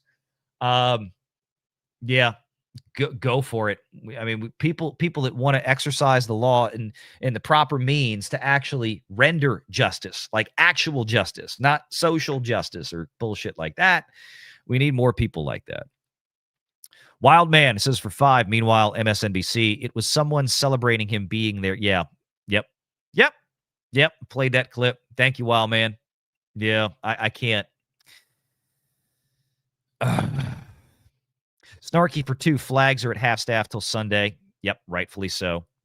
DCB Titan for 2. Occasional Cortex. We need to do things we're doing. We need do things we're doing. Big Daddy MRI says the only thing necessary for the triumph of bad men is that good men do nothing. That's right. And Infinite Wanderer for 5. Do you think this will drag back the right who dropped after the Epstein files? Oh, did we? Let me be honest with you. I mean, I don't want to go down the road with that story. Really, not today. But I get what you're saying. I'll be honest with you. I totally get why people were upset over that. I wasn't happy about it either. Did anybody believe anybody's going to walk away from Trump or from the right because of that story? I don't. Not in the long run. No. May it have reinvigorated some? Certainly. I don't think people were as, oh my God, I'm leaving Trump forever now because of this story, or lack thereof, because they made the story disappear. Right. Ritasaurus, at this point, U.S. leftist media is worse than North Korean propaganda. At least North Korean propaganda is entertaining with how zany it is. Ours is just morbid. Yeah. Comics Dad for 5. Did you see a current writer? Yes, the DC Comics guy. I think I saw that earlier, and then I think Gary reposted it not long ago. A current writer at DC Comics was celebrating and sympathizing with the cartridge. Of course, it's a man playing dress up too. Surprise! Yeah, right? Isn't we all just really so surprised at that? Are we even surprised that they have those kind of folks at DC? David Zaslav, look, I realize that DC comic books have been really low on Zaslav's org chart in terms of we need to clean things up. Maybe use that stupidity from that DC writer today to get in there and finally clean house over there. In fact, let me see if I can find. I'll show everybody what he's talking about.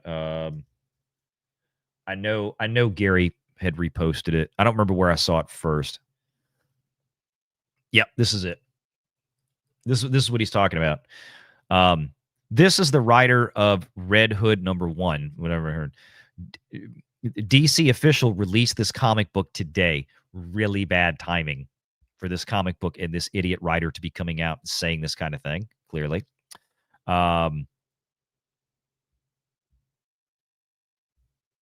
In response to someone shot Charlie Kirk, this freakish individual decided to go with this as his response.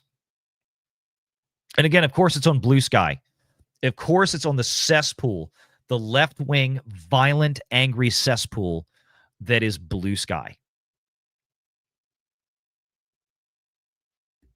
And there you have it.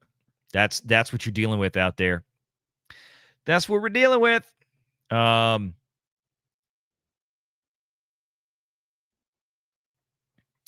well, I'm gonna check in with some other business. Let's see if, in fact, let me switch back over here. Why does it keep taking me to this old story? It's like I've got to clear the cache. I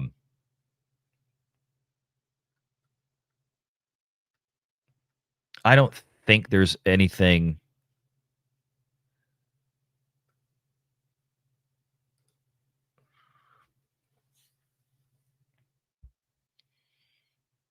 Oh wow!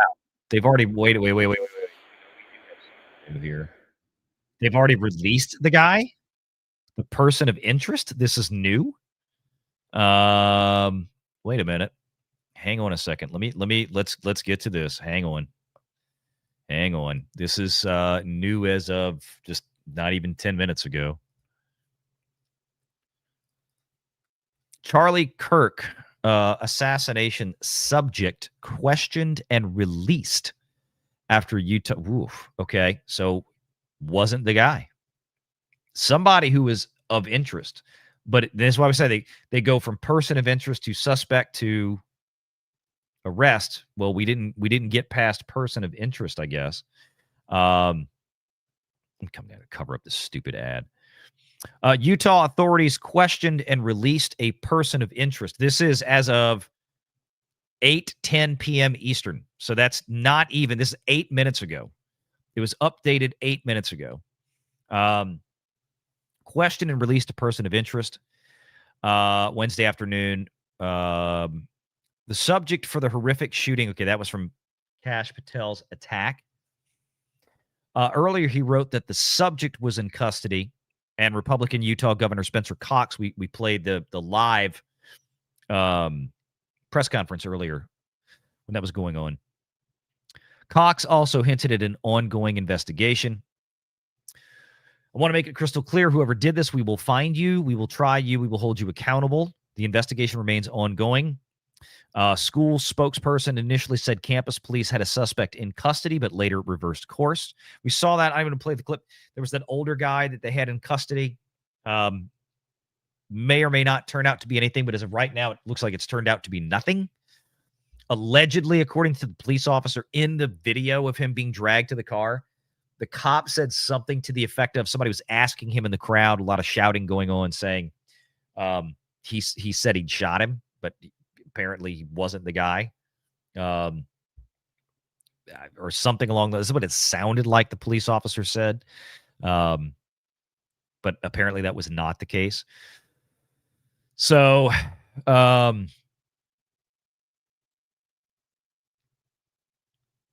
don't think. We asked for patience through the process. We're providing updates as best as possible. So, as of right now, it looks like they're still looking. They're back to still looking.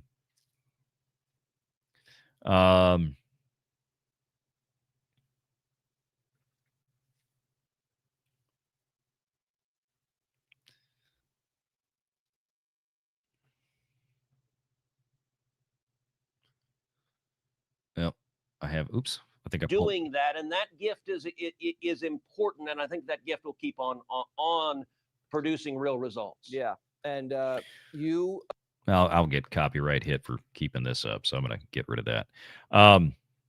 Yeah, as of right now, let's see if there's any other information.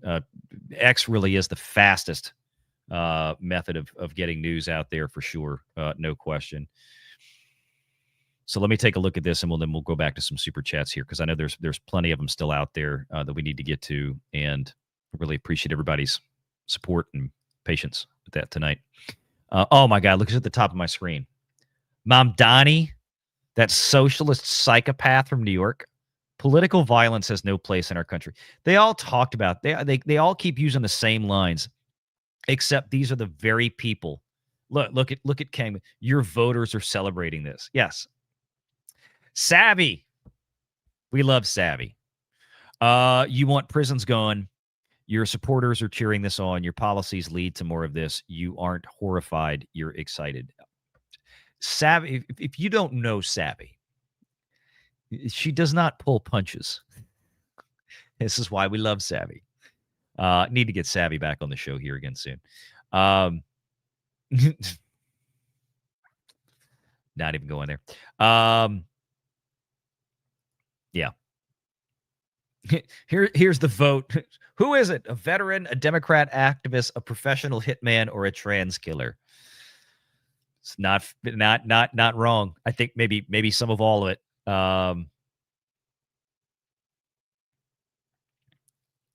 Do we really want to put the Paul Pelosi thing? Are we serious about this? Do we really want to put the Paul Pelosi, Nancy Pelosi's husband, the guy that he knew that had a history with him? We're going to try to include that as a political attack.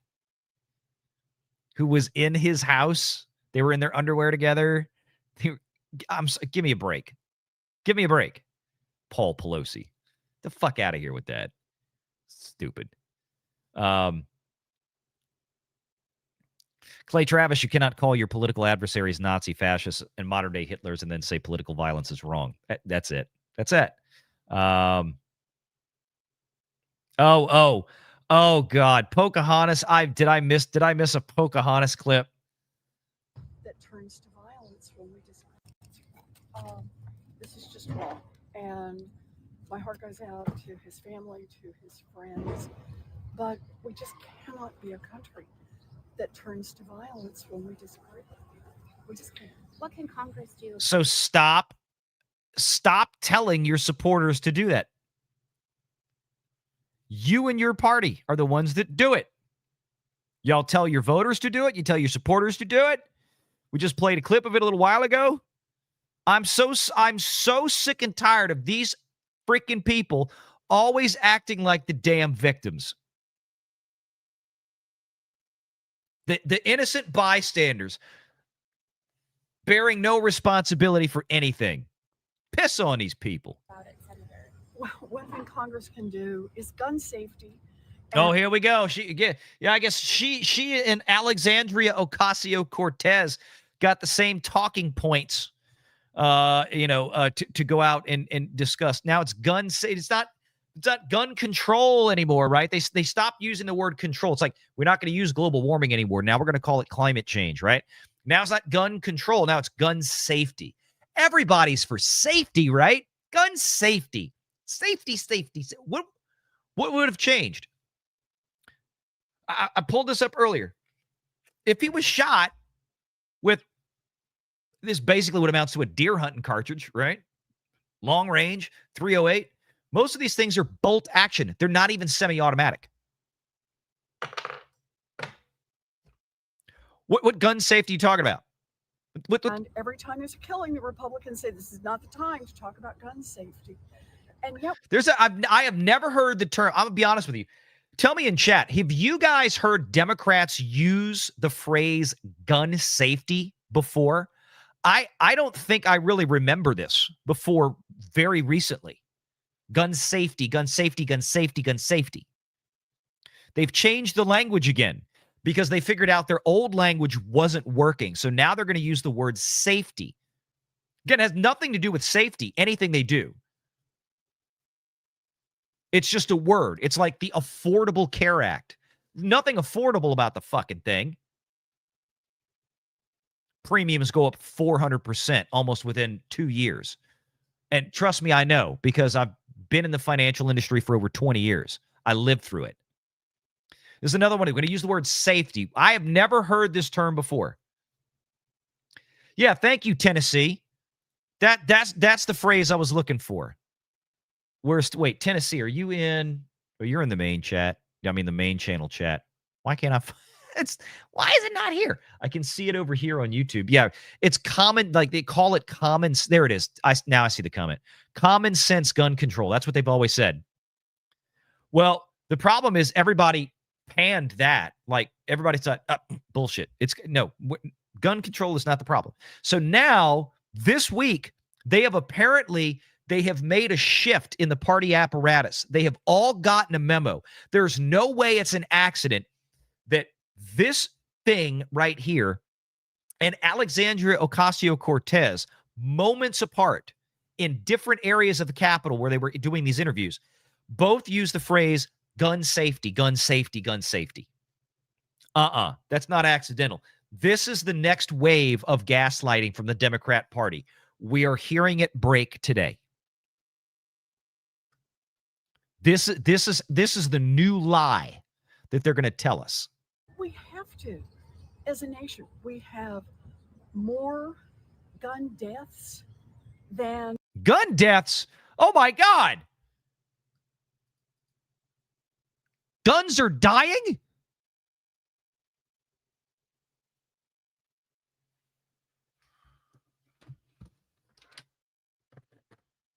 Are you okay? Gun death?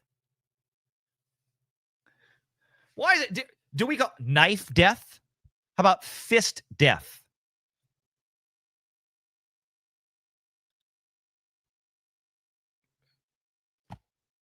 Gun death? What gun died? most other nations, and our children, our friends, our neighbors saved by deaths. We have more gun deaths than most other nations, and we don't keep our children, our friends, our neighbors safe by just putting ordinary gun safety rules in place. You know, I just want to say this coming from ordinary gun if the rest safety of the country would rules. just follow the rules we follow in Massachusetts, we could reduce fatalities all over this country. If we just follow the rules that we have in Massachusetts, what? I don't want to go down this road. Not on this show. I'm not even going to say it. Did enough of that the other night. Plenty of people who are hunters and who use guns for sport still have lots of activities in Massachusetts. But at least we make it. I got news for you, Pumpkin.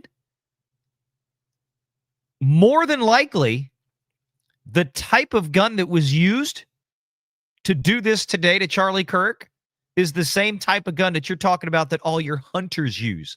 And this idea that the Second Amendment is just for hunters and hunting and all this absolute dog shit.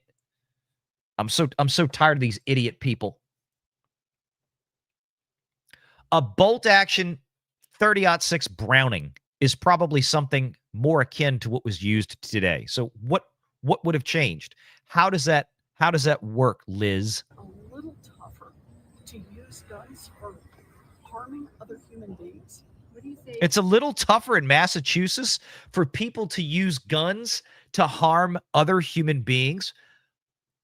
What fucking planet does she live on? Again, the most ignorant people alive are the ones that the media run to get opinions on things they know nothing about.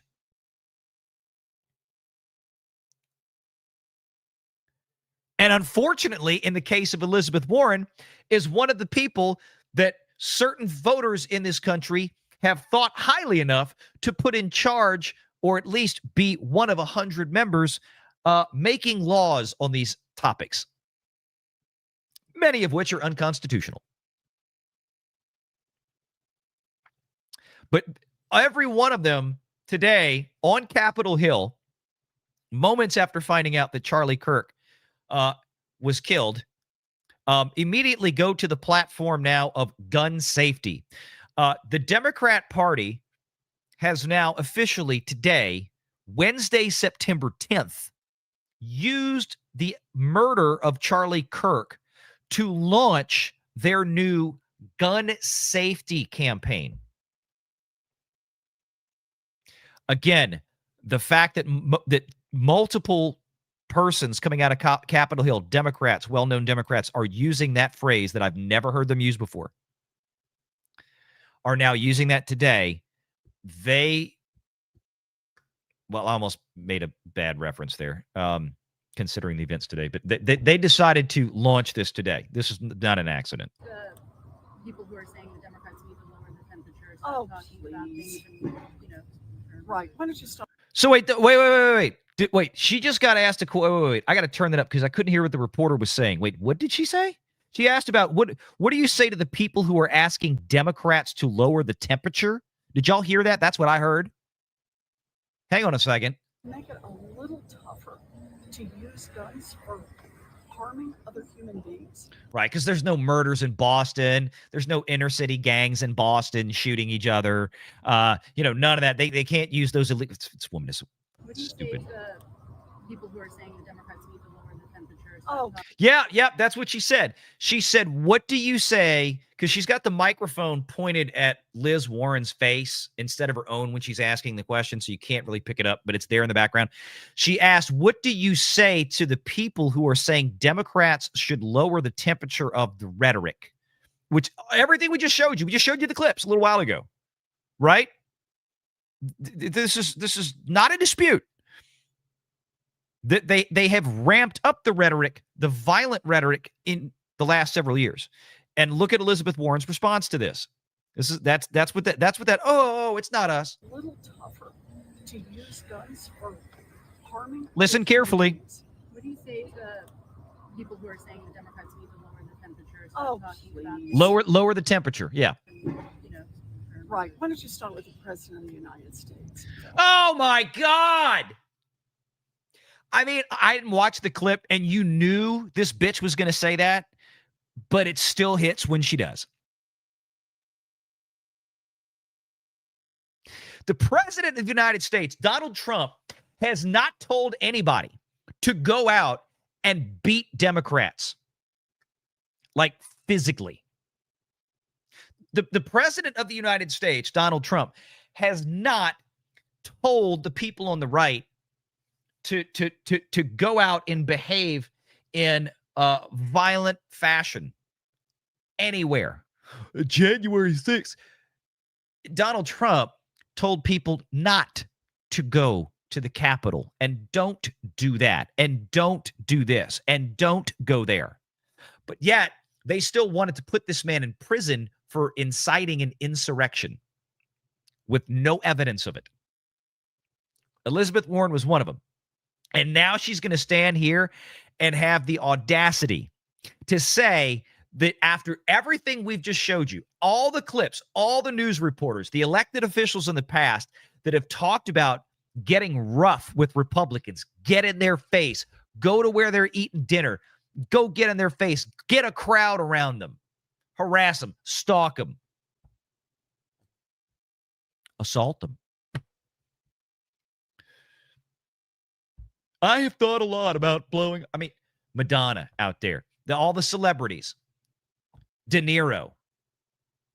No. It's Donald Trump's rhetoric. Are you absolutely shitting me right now? At least we make it a little tougher to use guns for harming other human beings. What do you say to people who are saying the Democrats need to lower the temperatures? Oh, please. Right. Why don't you start with the President of the United States? Right? And every ugly meme he has posted and every ugly word. He is the leader of this nation. And I think that when he's posting things like he did just a couple of days ago, trying to show an entire city on fire and a reference to helicopters, in effect, throwing people out of helicopters and showing himself as some kind of big chest beating does anybody know, and I'm genuinely asking the question, does anybody know what the hell she's talking about? I don't follow on Truth Social, and I know Trump doesn't post much on X. Can somebody fill me in? Like, what in the hell she's talking about? That Trump was posting about throwing people out of helicopters? Is that what you just said? And threat, then I just don't want to hear this from the Republicans. Do you think politicians are... oh yeah, let me tell you what. She doesn't want to hear it from the Republicans. This is the thing. This is the moment. This is the day. This is the week. This is the event today that we're going to look back and say, you know what? No, enough of this. Charlie Kirk was probably, honestly, the least controversial because the way he conducted his debates and the way he handled things, he sits there and he talks to people. And they don't like that they can't beat him, and they shot him for it, like we said before. And you're going to tell me that the rhetoric is Trump's fault, and you're just going to ignore the fact of everything you've done up to this point. This is going to be the day where we say, you know what? We are not going to allow this to not only continue here.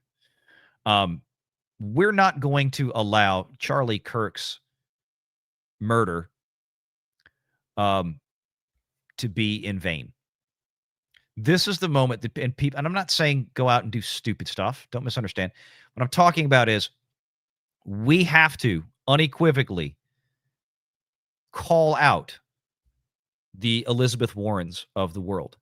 The moment, and I mean loudly, and everybody call it out. No, sorry, that's bullshit. And here's the problem. There's two, they call it the great silent majority in this country, in America, which is what elected Donald Trump in 2016 and in 2024 and maybe in 2020. The silent majority cannot continue to stay silent anymore because we are literally being killed.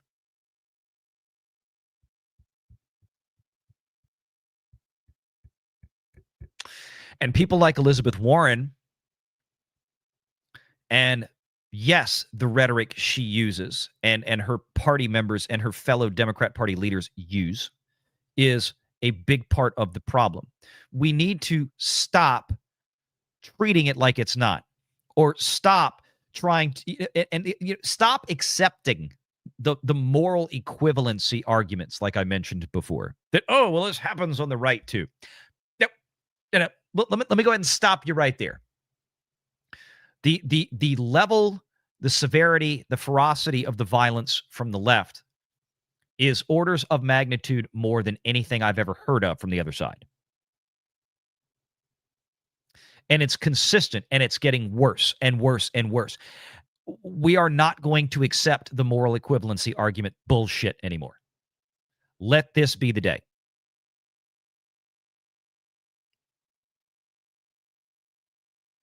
The left is going to call people on the right racist and homophobic and transphobic and ists and phobe, no matter what you do. It doesn't matter. So you might as well fight back. Because it doesn't matter if you sit there and do nothing and try to be polite, they're still going to call you that. That was a clip I didn't even get to play the other night on the Renegade Nation show. We were talking about the brutal murder that took place in Charlotte a few weeks ago that everybody just found out about in the last few days because of the video that released. And there was an old clip somebody pulled of Van Jones talking about how, people on the right, they all have a mental virus or something. They will never. I mean, this is the kind of thing, we make jokes about people on the left are mentally disabled because it's based in the fact that they don't seem to be able to process logical thought. And stuff like this, watching Elizabeth Warren sit here, and she's asked a very poignant question by the reporter. What do you say to folks that are talking, maybe the people on the left should kind of tone down the temperature or whatever they put, And she immediately pivots it into, well, that's not us, it's Donald Trump.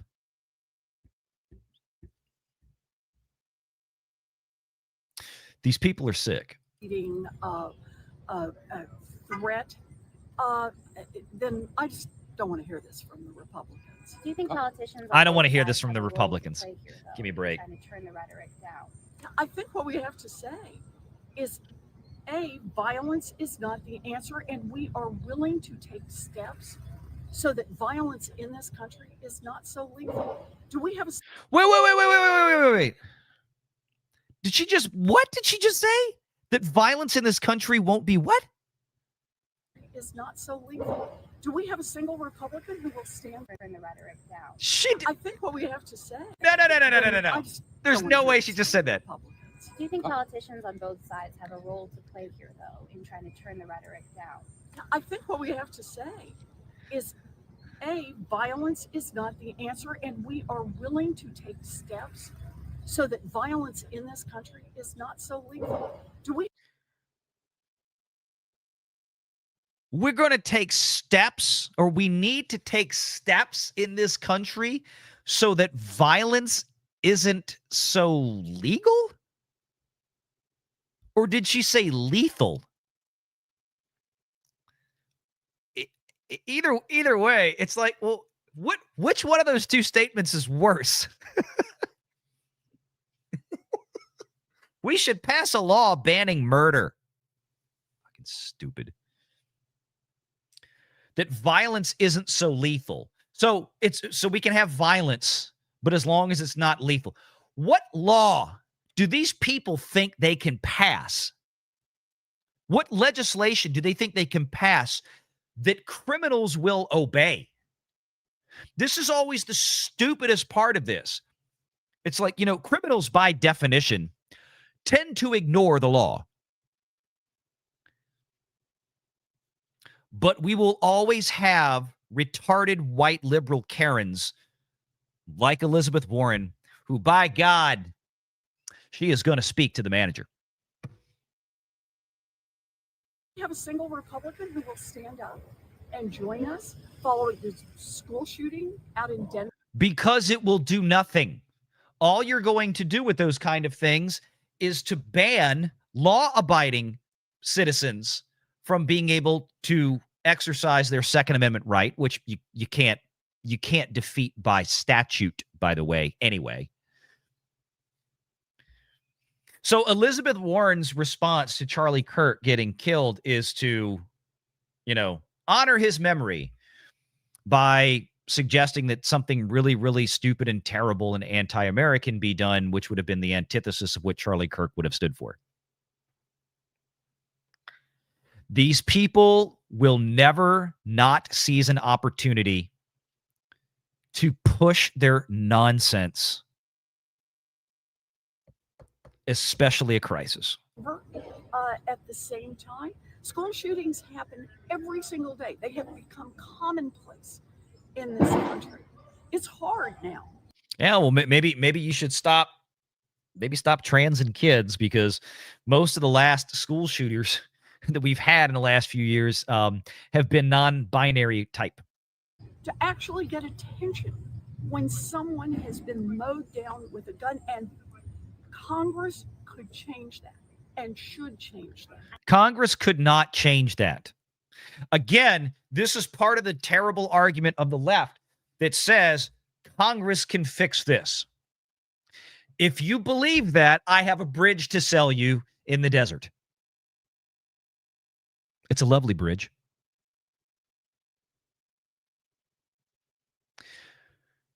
Passing laws does not solve the underlying cause of violent criminal behavior, and it's not the gun. I've mentioned to people before, if guns were the problem, then, suburbs and rural areas all over this country would be war zones that would make the inner cities look like a kindergarten class, because we have all the guns in the suburban and rural areas, at least the legally owned ones, and bigger ones than the guys in the cities do. Absolutely ridiculous. I just asked Senator Cassidy that same question before you, and he said Congress can't change the heart of a man. You can change whether or not they have a lethal weapon in their hands, and the likelihood that they will be. You can change. Wait a minute. This is getting worse and worse. I cannot believe. Good Lord. You can change whether or not they have a leaf has become commonplace. Actually get attention when someone has been mowed down with a gun, and Congress could change that and should change that. I just asked Senator Cassidy that same question before you, and he said Congress can't change the heart of a man. Okay, she just asked Senator Cassidy, so Bill Cassidy from here in Louisiana, just asked Cassidy, and he said Congress can't change the heart of a man. Now, I'm not the biggest fan of Bill Cassidy. I ain't going to go down that road either. But he's 100% right on that one. 100% right on that one. Congress cannot change the heart of a man. And listen to Elizabeth Warren's stupid response. Congress can't change the heart of a man. You can change whether or not they have a lethal weapon in their hands. No, you can't. No, you can't, Karen. Unless what you're talking about when you say gun safety is the confiscation of every privately owned firearm in this country. Most people in this country would prefer not to be slaves to government. Charlie Kirk, damn sure, didn't want to be a slave to government. Again, listen to what they're doing. Listen to what she is taking the opportunity and using Charlie Kirk's death, his murder, probably by one of her own.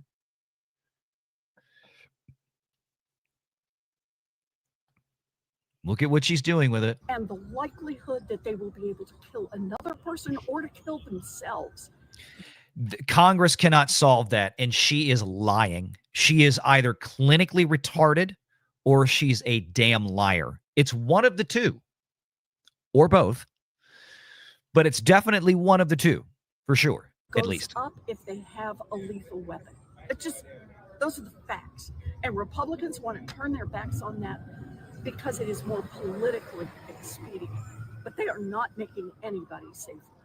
A lot of people are saying that political violence has no place in our country, but it clearly does have some place in our country. Fact of life now. Is it just a fact of life now? That there's I don't want it to be a fact of life, and that's what we have to keep saying. We have to keep saying no violence, but we also need to back it up with actions. And backing it up with actions means just taking some modest steps for gun safety. Oh, it's always modest steps. Let me tell you what. This is what I can't stand. Again, we're going to take the murder of Charlie Kirk, a conservative hero, an icon today, for Elizabeth Warren to go out and first just obfuscate on the fact that it's been her side of the aisle calling for political violence, whether she thinks so or not, for years. I don't care. We've shown you the evidence. Everybody out there can see it. They can go look at the media. They can look at MSNBC, CNN. You can look at all the elected officials, the clips we played earlier. The left calls for violence. The left foments violence from their base. Period. End of story. That's it. She wants to deny that's going on, number one. And then number two, says the real fix is not to address what we're doing on the left. We're just going to deny that it even exists, even though everybody knows it exists. No, the real solution is to take guns away from people, because a corrupted heart person who did this wouldn't have been able to do it if they didn't have a gun. Okay, so then how do you fix that? Take away guns from everybody. That's where it's going. Again, they're using this at this point. This woman is all over the map. And remember here, most of America agrees with us. No, they don't. A lot of steps on gun safety, on things That's like a lie. background checks. We have background checks. Background checks have been going on for years and years and years. This is another lie that the left keeps using moments like today to propagate. You cannot walk in anywhere and go buy a firearm without going through a background check. This is what America wants to do, to protect our children. And yet, the Republican Party, just as they bend a knee to Donald Trump, bends a knee to a gun industry that continues to make money by stirring everyone up and making sure that everyone has access to every possible lethal weapon. And that puts all of us at risk. It puts our That everyone has access to every I just, again, the hyperbole and the stupidity of these people is beyond Senator Warren, reproach. do you feel safe given all of this violence? How can anybody feel safe today? I worry when I send my grandchildren off to school. Who doesn't? If you're alive and breathing in the United States right now, you understand that the risks have simply escalated. And Yeah, she's her brain is going. Stormweaver for 50. I'm afraid what may happen going forward to outspoken conservatives and libertarians, as Ben Shapiro, Douglas Murray, Konstantin Kisin, and others. Yeah. Oh, absolutely. I mean, all of these guys out there that do these tours are now they're going to have to double and triple their security details. I mean, look, the situation today with Kirk, where he was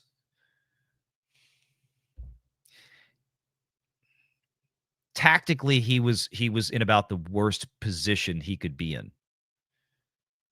I mean, he was at the bottom of a bowl surrounded by tall buildings.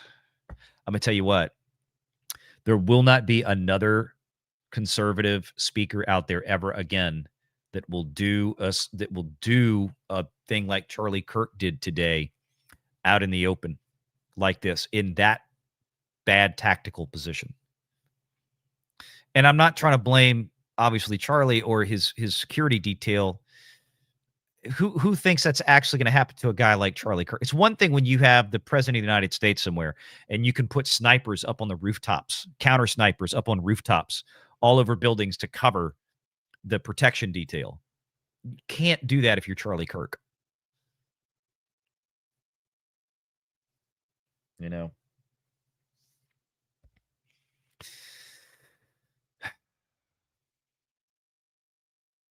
Thank you, Stormweaver, by the way. Thank you very much for your generosity tonight. Britt Cormier for 50. AOC and Elizabeth Warren talking about gun safety. I just want to laugh. I want them to recite the 4 basic rules of gun safety. I will put a lot of money on the line that says they can't do it without someone coaching them. I have known them since I was 8. Yep. It's not hard. It's basic stuff. I've heard 3 and I've heard 4 because some people combine 2 of the rules.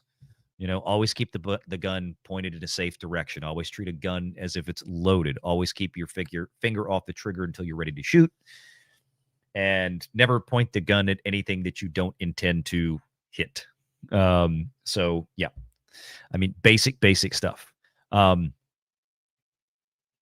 you very much, Britt. Thank you. Boy, you guys are, let's see. You guys got a lot of comments in here.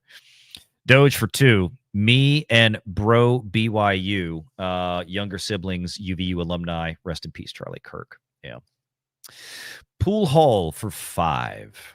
If you're on X, you can report anyone making suggestive comments directly to the FBI. FAFO. Yes, indeed. Yes, indeed. I'm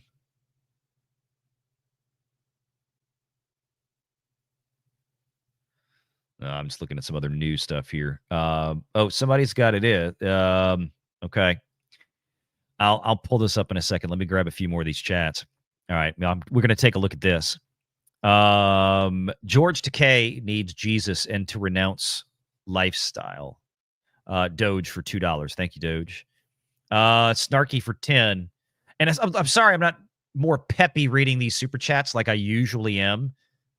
It's just that day. I know you guys understand, so I just don't take it personally. Snarky for $10. Limitations, bans on firearms only punishes law-abiding and responsible citizens with every right to own a firearm. Yes, prohibition ignores the underlying problems. They don't want to address the problems because the problems all point back to people like Elizabeth Warren. They all point back to AOC. They point back to the cast and crew of tards on places like MSNBC and CNN, who talk about committing violence against Republicans.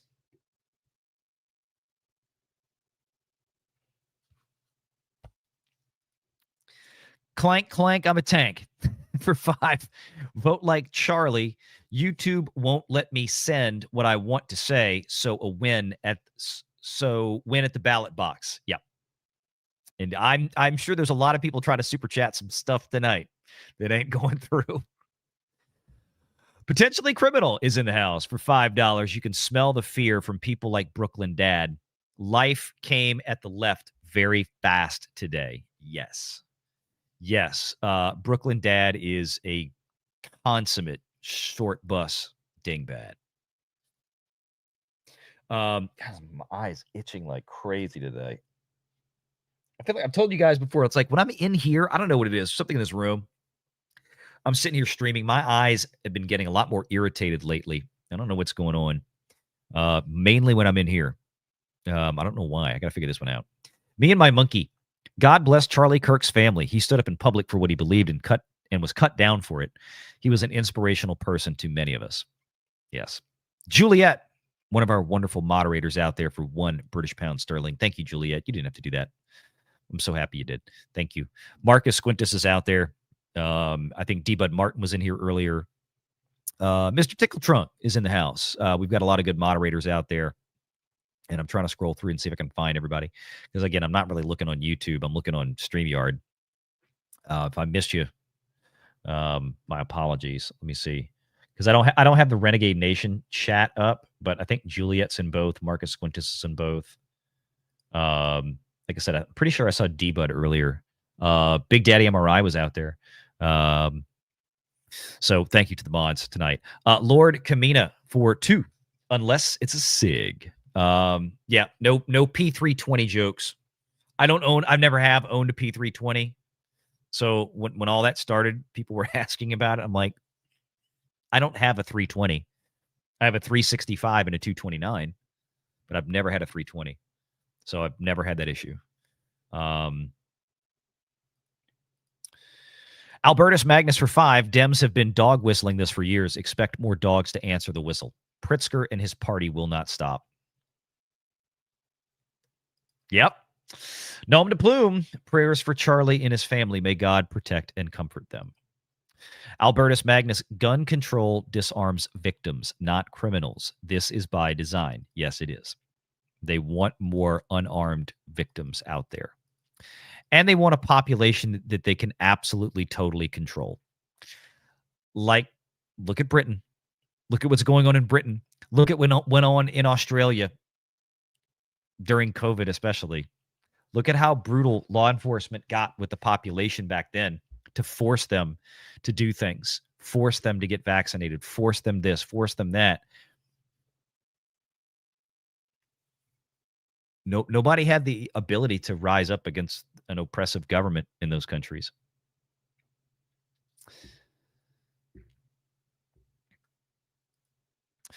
Need to watch social medias and YouTube. They'll try to hide that this guy was a fan of Young Turks and leftist media, like other gunners from DCV Titan. Yeah. Yep.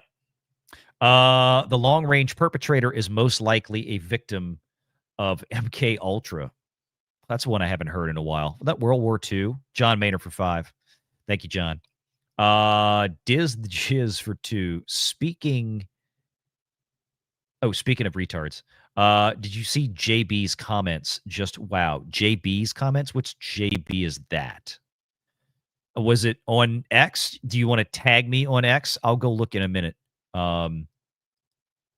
Albertus Magnus for 10. Imagine, if you will, a mind so polluted, so corrupt that it believes that merely talking to people out in the open is so dangerous that it justifies murder.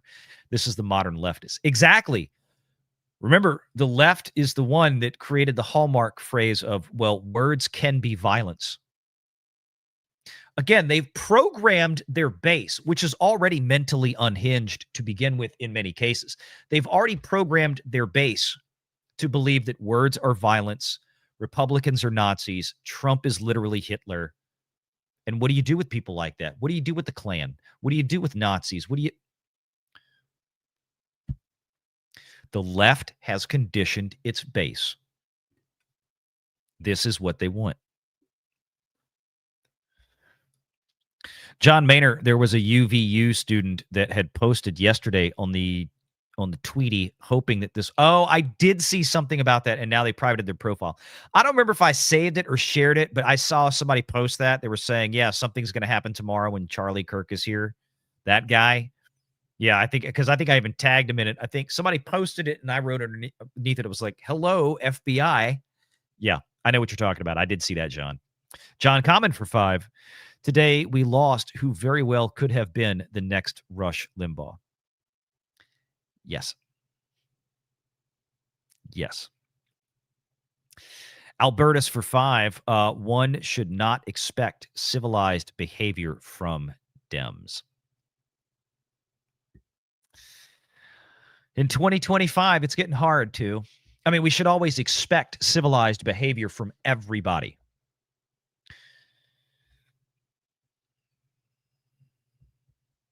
As just a core tenet, we should always expect that. But I think now what's going on is we know that the likelihood that we're going to get it, even though we expect that people should behave a certain way, that with certain people, like especially the left, we're not getting it. John Maynard says for 5, this is a string of hits on right-wing voices to imprison or delete them. Depends on the sentiment. This is a domestic terror attack. I agree. Yes. It's absolute. The actions today against Charlie Kirk are unequivocally the intended effect of this, apart from murdering Charlie Kirk, who the left could not beat in a debate and was moving scores of younger people to the right. They had no answer for it. They tried, what was the 300-pound fat girl, Olivia Juana, whatever her freaking name was, Liviana, whatever. And you got Harry Sissy Boy, and all these little twinks and fruits and weirdos that they plant out there from the Democrat Party, and they can't get any traction, but Charlie Kirk was doing it. Yeah, this today was meant to, number one, stop Charlie Kirk from ever talking again. And number two, to instill fear in the rest of us on the right for speaking out, because you could be next. That was the intention of the actions today. It was a message to conservatives. It was a message to, voices out there on social media and YouTube and Rumble and X and everywhere. It was a message to the Benny Johnsons. It was a message to the D-Day Cobras out there. It's a message to countless other personalities and commentators out there that, be afraid. That's the message that was put out today from the individual that killed Charlie Kirk. Let me get a couple more, then I'm going to pull up this thing on Twitter here because this is interesting. Dazzler, CNN, MSNBC, and company should get ripped off their broadcasting licenses yesterday or even the day before. I get where you're going, but just so you understand, there's no license for CNN and MSNBC because they're not over the air. You don't go through the FCC, the Federal Communications Commission, for a license to broadcast unless you're broadcasting on terrestrial antenna over-the-air TV. If it's delivered by cable, which CNN and MSNBC are exclusively cable delivery and streaming, of course, now, there's no licensing. There's no broadcast licensing for it. NBC, ABC, CBS, Fox, not Fox News, but Fox itself. Those are broadcast channels. Those would have FCC licenses. Or DDS 420. The Provo, Orem area should have been safe for Charlie Kirk. The majority of people there agree with him. Yeah, it's Utah. It's a deep red state. But again, you get on college campuses, man, you never know what you're going to wind up with. I lived there while going to university. My son went to UVU. These two towns are relatively quiet and majority conservative. Yep. But again, that's not everybody on the college campus. And sometimes that's why, somebody who wants to do somebody harm is going to pick a place like this to go to, because you wouldn't expect it in a majority red area. right? Hillis Mallory for 5. Your thoughts on if we can return to having mental institutions to keep those within that cannot function in society. Go for it. I'm all about bringing back the insane asylums. That's fine. Otherwise, build more prisons because we need more of them. Because there's a lot of people in this society, there's a lot of people in this country that don't want to be healthy, functional, nonviolent members of a moral, functioning society. They don't want to be part of it. They want to destroy it. Prison's a good place for them, probably. All right, let me pull this up.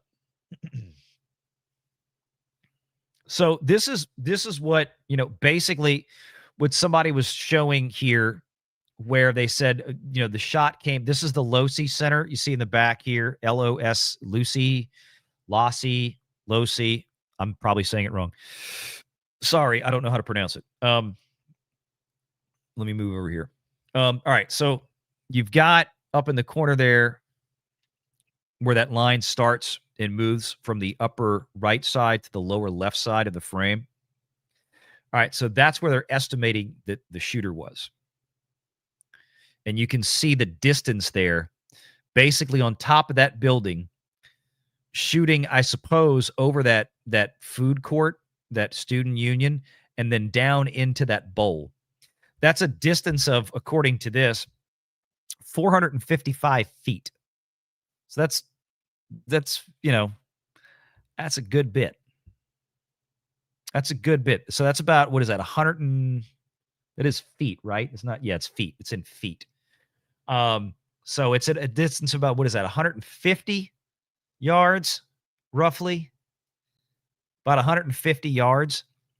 So not quite 200. If this illustration is accurate, I can't testify to the veracity of this information. I happen to see this. But you look at where they set up, and what he says, it was professional. Well, it was definitely somebody who knew what they were doing. Let's put it that way. Remember the little twerp that got himself up on the roof that took a shot at Trump a year ago? Right? And it found, he was at the range every day, practiced a long time, and he was about 100, he was like 100 yards, 120 yards. He was using a 223. So if this really is closer to, say, 140, 150 yards, then yeah, maybe we've got a guy that used a 5.56, 223. If the information that we all saw originally that it was 200 yards or more, that's why I was thinking earlier, hey, we might be somebody who used a 308. Might have been anyway. Like I said, I just remember when I heard it, I was like, that was a caliber. Unless, like I said, I speculated before that there is this thing right here is a massive sound chamber, a massive echo chamber when you look at this out. So it could have potentially amplified the gunshot significantly more than it actually was, suggesting it was a larger. But again, at this distance, at 150 yards, you're not using a small caliber, you're not really going for a small caliber round. You could, but at 200 plus, I don't know. But we'll know more. They arrested some other guy. That was a bizarre situation, arresting the other guy. I want to go into that now. Too long in the show for that. And I'm sure we will learn more by the time I'm able to do the next show. I'm going to be on the road all day tomorrow. But yeah, need to start taking to the streets. This is a dictator. There needs to be unrest in the streets for as long as there's unrest in our lives. Enemies of the state. Show me where it says that protests are supposed to be polite and peaceful. Do something about your dad's immigration practices, you feckless. When they go low, we kick. How do you resist the temptation to run up and wring her neck? Biggest terror threat in this country is white men, most of them radicalized right up to the right. I thought he should. Again, just spilling out words, no evidence, nothing behind it. just this is how I feel. This is the left that have been mentally training their little trolls to turn this violent for years.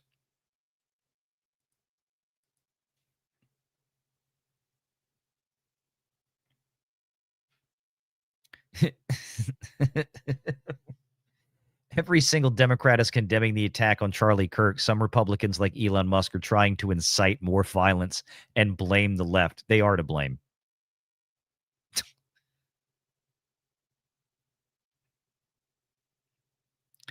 Jasmine frickin' Crockett.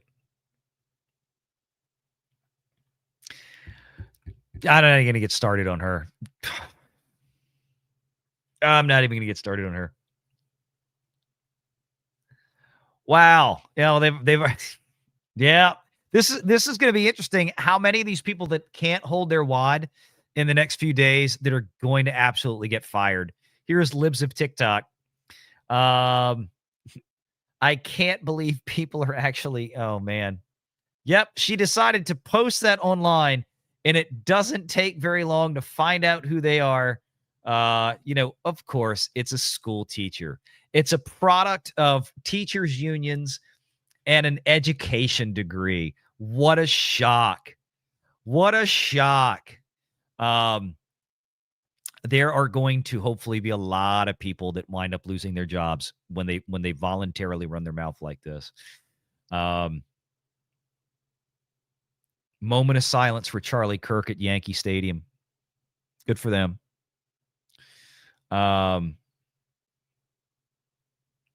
Good for them. Good for the Yankee organization. Not a team I usually would pull for, but good for them for doing that.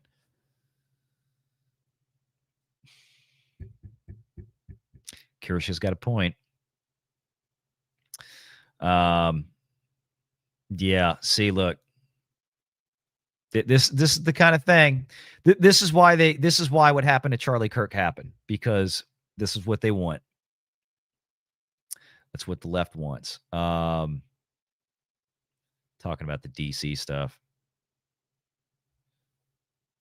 Oh, that's right. It was Matthew Dowd. That's who it was. Oh my God. So wait. MSNBC had to come out and apologize.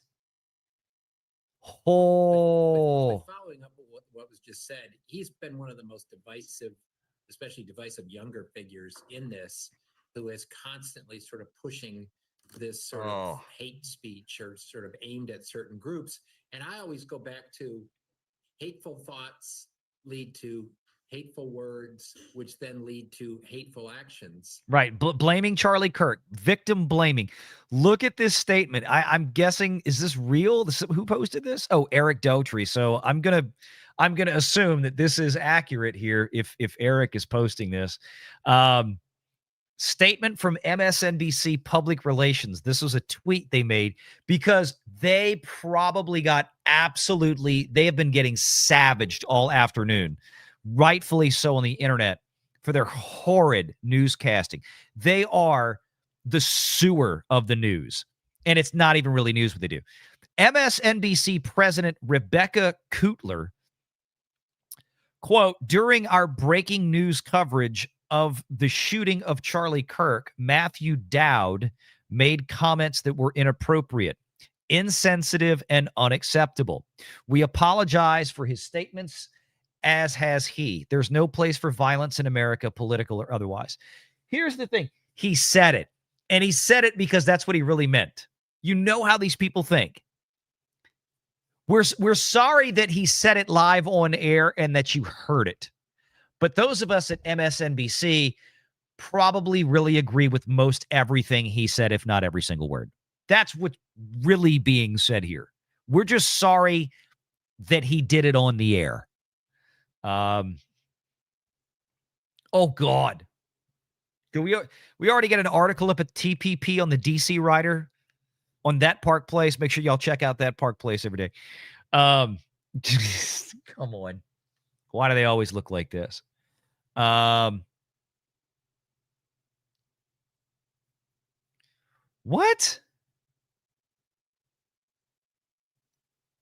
James Woods posted this. What is this? Wait a minute. No way. What is this? So this was like during a live. Is this a live stream from TMZ that was going on? Janet, go to So there's a bunch of people cheering and clapping in the background. And so TMZ said, we want to make it clear that these cheers were a reaction to a high-speed chase happening in California. This was prior to and not related to Charlie Kirk's death. Okay. I don't know. I won't. I just scrolled past it. I'm not going to pass judgment on that. We actually have. Okay. I did not realize this had come out. We have an actual statement here from President Trump. Let's listen in. I did not realize this had come out. Okay. Here we go. Y'all ready? To my great fellow Americans, I am filled with grief and anger at the heinous assassination of Charlie Kirk on a college campus in Utah. Charlie inspired millions, and tonight, all who knew him and loved him are united in shock and horror. Charlie was a patriot who devoted his life to the cause of open debate and the country that he loved so much, the United States of America. He fought for liberty, democracy, justice, and the American people. He's a martyr for truth and freedom, and there's never been anyone who was so respected by youth. Charlie was also a man of deep, deep faith, and we take comfort in the knowledge that he is now at peace with God in heaven. Our prayers are with his wife, Erica, the two young, beloved children, and his entire family, who he loved more than anything in the world. We ask God to watch over them in this terrible hour of heartache and pain. This is a dark moment for America. Charlie Kirk traveled the nation, joyfully engaging with everyone interested in good faith debate. His mission was to bring young people into the political process, which he did better than anybody ever, to share his love of country and to spread the simple words of common sense. On campuses nationwide, he championed his ideas with courage, logic, humor, and grace. It's a long past time for all Americans and the media to confront the fact that violence and murder are the tragic consequence of demonizing those with whom you disagree day after day, year after year, in the most hateful and despicable way possible. Yes. For years, those on the radical left have compared wonderful Americans like Charlie to Nazis and the world's worst mass murderers and criminals. There it is. This kind of rhetoric is directly responsible for the terrorism that we're seeing in our country today, and it must stop right now.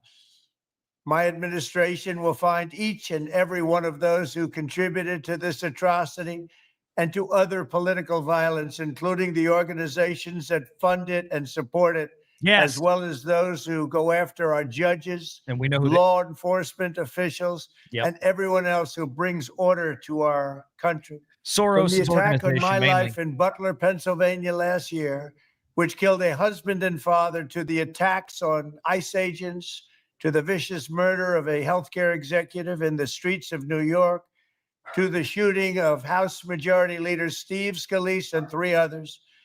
Radical left political violence has hurt too many innocent people and taken too many lives. Tonight, I ask all Americans to commit themselves to the American values for which Charlie Kirk lived and died. Yes. The values of free speech, citizenship, the rule of law, and the patriotic devotion and love of God. Charlie was the best of America, and the monster who attacked him was attacking our whole country. An assassin tried to silence him with a bullet, but he failed, because together we will ensure that his voice, his message, and his legacy will live on for countless generations to come. Today, because of this heinous act, Charlie's voice has become bigger and grander than ever before, and it's not even close. May God bless his memory. May God watch over his family, and may God bless the United States of America. Thank you.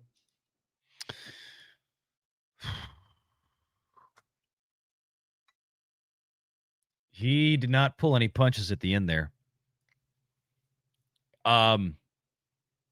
He did not pull any punches at the end there about, like we've been talking about. And this is why Trump got elected. This is why people voted for Donald Trump. They wanted somebody who wasn't going to play diplomat anymore as a Republican, while the left for decades have been playing political warmongers. I mean, there's no, you don't compromise between food and poison. Remember the old Milton Friedman question, one of the greatest economists and thinkers in American history. Milton Friedman once said, how do you compromise between food and poison? Well, Trump's not compromising anymore. He's calling out exactly what the problem is, just as we all have been. And this is what I was saying earlier when I said that we need this to be, let this be the moment that we all start doing this. We're not going to play the moral equivalency game anymore. We're not going to accept it as a valid argument because it's absolutely without merit. It's nonsense. It's bullshit. Okay? And I'm gonna play the end of this speech again when he gets into this. As well as those who go after our judges, directly responsible, radical left, tragic consequence of. It's a long past time for all Americans and the media to confront the fact that violence and murder are the tragic consequence of demonizing those with whom you disagree day after day, year after year, in the most hateful and despicable way possible. For years, those on the radical left have compared wonderful Americans like Charlie to Nazis and the world's worst mass murderers and criminals. This kind of rhetoric is directly responsible for the terrorism that we're seeing in our country today, and it must stop right now. My administration will find each and every one of those who contributed to this atrocity and to other political violence, including the organizations that fund it. And now listen, he brings up some great points here. This is the same thing we're getting from the left. Of you know, they're going after law enforcement agents, like personally. They're doxing ICE agents. They're doxing where they're going to be, where the activities are. They're trying to dox and tell, where do they live, their families. They're putting law enforcement agents in personal physical danger. They're constantly trying to obstruct the lawful duty of law enforcement officers with immigration enforcement and others. It's been going on a while, and it's getting worse and worse and worse. There is no comparing by any stretch anything that's happening on the right to what the left is doing and has been doing for years and will almost certainly continue to do if we allow it. Support it, as well as those who go after our judges, law enforcement officials, and everyone else who brings order to our country.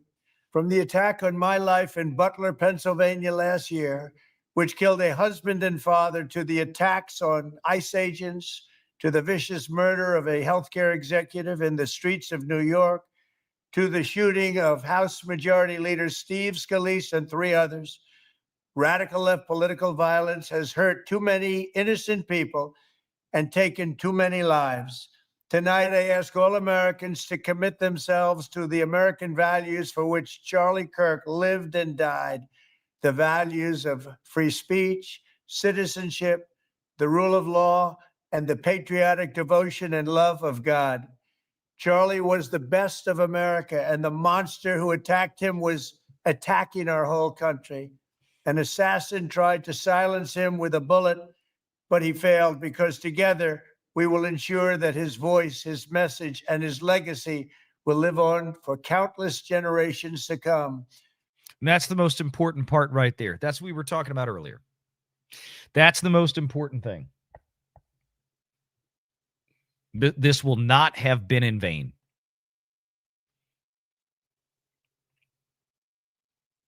His death should have meaning. His life had a tremendous amount of meaning.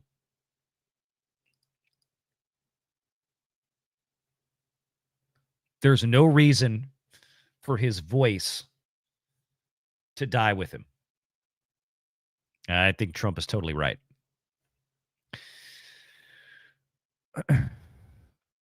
This event must not be allowed to paralyze those of us who agreed with Charlie, if on many, if not all things, to be silent, because that's what they want. That's the whole point of today. We can't beat them, so we'll kill them. Right? That's the thought process. That is what's happening. Can't beat Trump? Well, try to take him out. Well, can't beat Charlie Kirk? Shoot him. That's the left. That's what's going on. Alberta's for 5. From Clinton to Biden, Dems have recruited controllable people for military who are loyal to the party, not the people. This might be one. We'll find out. Hopefully sooner than later. Right? Hopefully way sooner than later. And yeah, they're still saying, shooter still at large. I don't think anything has radically updated. I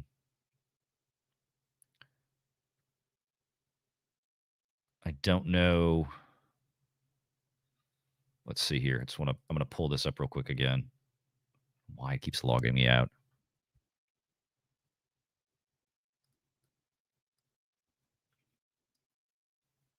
You got Eric Trump over on Fox News right now. Albertus Magnus for 5. Elizabeth Warren, the dog whistler, has no heart to go out to anyone. Snarky for 5. You want to learn gun safety? Watch Jerry McCulloch, world-renowned, world record-holding firearm expert. Cool. Check him out. Albertus for 5. Leftist media share talking points they have since 1984. That I have observed. Nothing new here. No, you're absolutely right. Remember, Limbaugh used to talk about the fax machine. They'd get the fax every morning with their talking points. And like invariably, when they ran through all the different morning news shows, every Democrat had the same words, the same talking points, even the same. Remember when gravitas re-entered the English lexicon? Remember when they talked about George W. Bush, he didn't have the gravitas to really be president. And it was like 12 different Democrats, all on different shows that day, all used the word gravitas. It was one of the most, that was the moment that even the most ardent doubters could see. And many of these interviews were going on at the same time, could clearly see that all of this was programmed. Totally programmed. News anchors were using the word gravitas. Guests on the show were using the word gravitas. Democrat elected officials using it on the shows with the news anchors who were also. I mean, that's when people knew that the news organizations were all in on it. It wasn't just everybody in the Democrat Party. It was all the news organizations were in on it with them. Mr. Tickle Trunk for 5. 100 men need to stand up where Charlie fell and go back to talking to political rivals. Yes. Bet the person who did what knew he was effective. Oh, yeah. That's why in this crazy asshole's mind that Charlie had to go.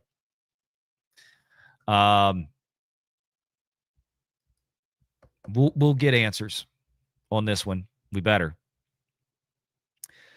Frazita fan 76 for 5. The party of tolerance isn't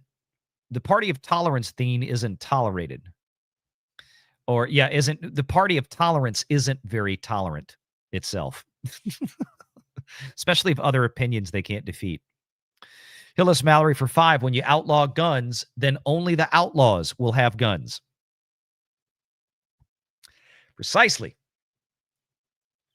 Tickle Trunk for 5. I'm on the left VR, and I say all politicians are opportunists. Opportunist is something different. Yes, I believe you.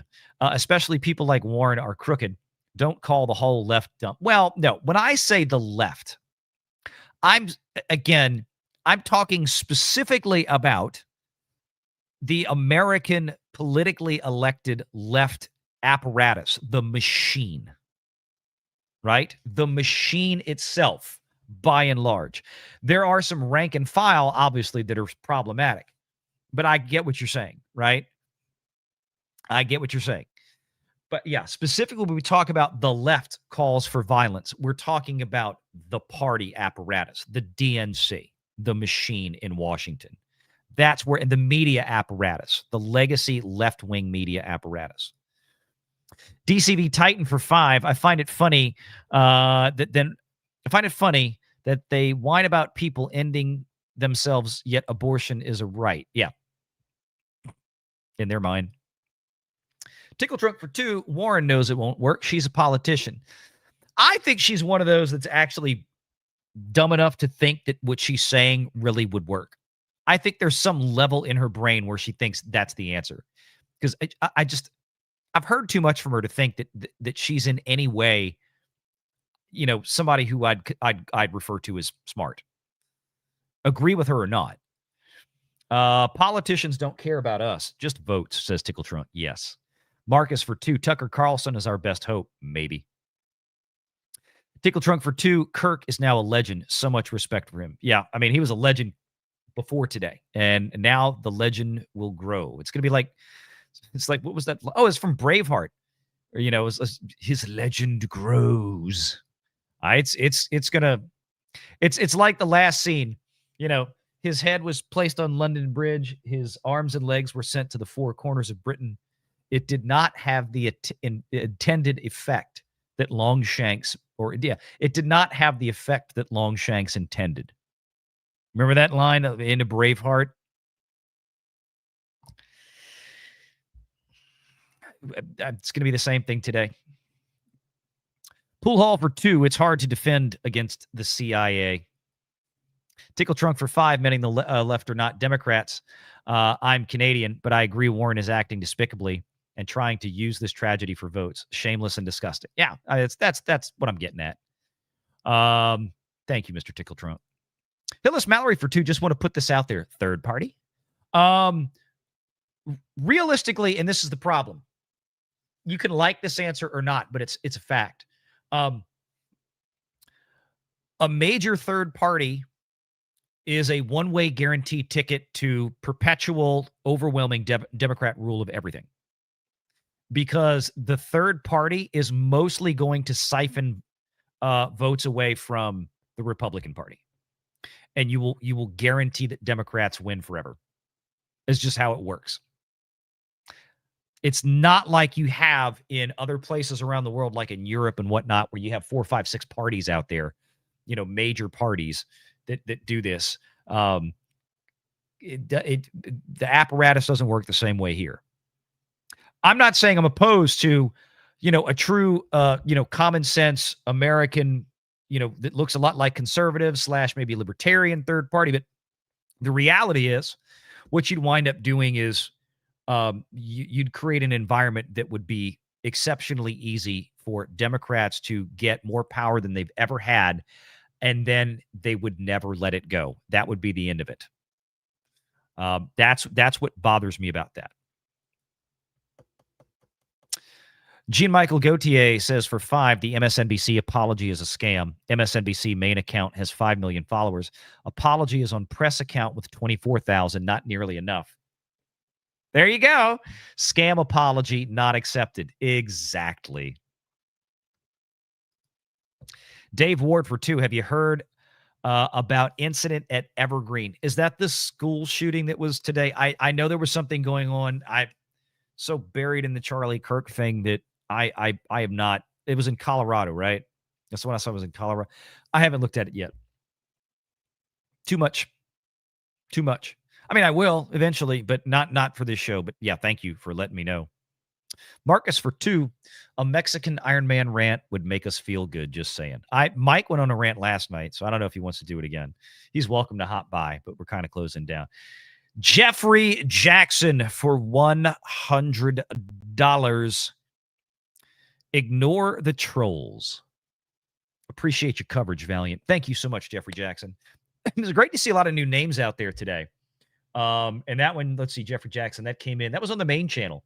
I haven't had a chance to take a gander because I'm not in the. I'd have to open up the studio for the other one for Renegade Nation, which I guess I could. I don't know.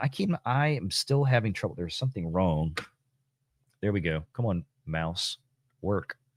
Because I want to make sure I mark off all these things. We're gonna kind of wind it down here, guys. I've got a pack. I've got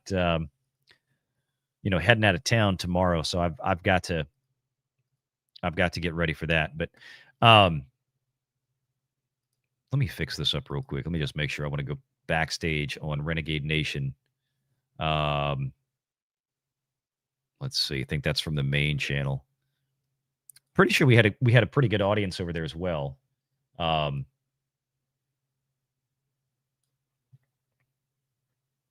I think, good Lord, no, it still has me. I can't pull up both because when I switch my account on one, it flips the other one. And I think because that was on Safari. Let me see this. Content live. Oh no, it's got me in now. I need to go check in on backstage on Renegade Nation and make sure all of the super chats from Renegade Nation should have made it over. Yeah, okay. All this stuff from Tickle Trunk and a lot of these other ones. I'm like I said, I have with as many places as we're broadcasting to this evening. It's hard to keep up. So I'm going in and just liking the super chats over there on Renegade Nation right now. So appreciate you guys for hanging out there. Cyanide Reese for 5. I'm saddened by all of this. I'm worried what my baby is going to be coming into. Yep. I mean, look, I've got a 20-year-old in college, nearly 18-year-old in high school, and 14-year-old starting high school. So I get it. Snarky for $50. Who loves this show and the loved gunslinger that runs it? I love this show and this awesome dude bringing us only the best. Appreciate you, VR. Thank you, Snarky. You guys out there in the audience is what makes this show work. And Snarky, hope the family's good, man. I know y'all went through a lot this past week. Hope everybody's doing well. And thank you so much for all the support from everybody out there tonight.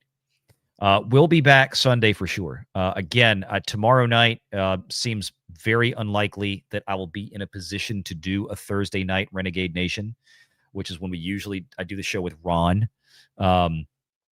Because almost certainly I will still be in the car. I will still be driving. So either we'll try to do a show later in the week, which we might wind up doing anyway. I might wind up just doing an impromptu show sitting in a hotel on Friday afternoon or Saturday afternoon, depending on what happens with the news. So stay tuned. I will keep you posted. Sunday, however, the plan is, of course, we'll do the regular Valiant Renegade show with all the Hollywood and entertainment stuff. And of course, there's almost no way that this story is still not going to be a major component of the Sunday show. I'm sure it will be. I will have other things to talk about, right? But I just, like I said, I can't imagine we're still not going to be talking about. So, any case, I'm just taking one last gander to see if there's anything before we leave tonight that is. They're still apparently looking for the shooter. Nothing, I don't think, has changed from that standpoint. It's so hard to keep up because the information is, yeah, and people. I see this, the quarter hit, yeah. People talking about the difficulty of the shot. I'm just saying, people are saying it's like, it's, people with basic training. Yeah, basic training, military basic training. That's not a noob. That's not a random dude off the street. That's what I'm saying is that, when we talk about these things, this is not somebody that did not spend time learning how to do this. This was somebody that spent time learning how to do this. Because this is not just something that anybody can pull off on a whim, right? You can't. There's nobody out there that could just walk to a gun store right now, buy a 30-06 deer hunting rifle, and then that afternoon climb up on top of a building and take a 200-yard shot on a target that small and hit. Just not. I mean, you got to know how to sight in. If you're, which at 200 yards, you're absolutely using a scope. I mean, you'd have to know how to sight it in for that range, that distance. You'd have to know the range first, which means you probably had to get a rangefinder. Probably, had to properly sight the optic on top of the rifle to that distance. Practice at that distance. I mean, it's just like the guy who tried to take a shot at Trump a year ago. Same thing, right? I mean, yeah, he was just some little dipshit that we haven't heard anything else about since. I wonder why. But I mean, that kid practiced quite a bit to take that shot. That's what I'm saying. It's going to be somebody else like that. It wasn't a rando there. I saw people saying, "Oh, well, he probably got the gun. He just concealed the gun in his pocket and then got to." I'm like, dude, nobody is taking a pistol shot from 50 yards or 100 yards, let alone 150 to 200 yards. Nobody. It was a rifle. And it wasn't a 22, like I heard one person say. It's like, good. 22. Stop it. Me and my monkey gifted a Valiant Renegade channel membership. Thank you very much. Again, if you got any of these gifted memberships tonight from our wonderful audience, I really appreciate you. We hit over 1,000 likes during the show. We haven't done that on one channel in some time. YouTube has not been kind lately to creators out there, myself included. So really appreciate your support. Everybody watching on X. Looks like we had about 150 watching on Renegade Nation. And we had about 1,200 watching on the main channel. And then another 1,000 plus watching on X. So thank you guys. We'll see you later on this weekend. And prayers for Charlie Kirk's family. And that this terrible person who did this is going to be brought to swift justice. And I'll leave it there for now. Take care, everybody. Have a good evening. And make sure to follow. If you're not subscribed, subscribe to both channels. Follow us on X. And we'll see you next time.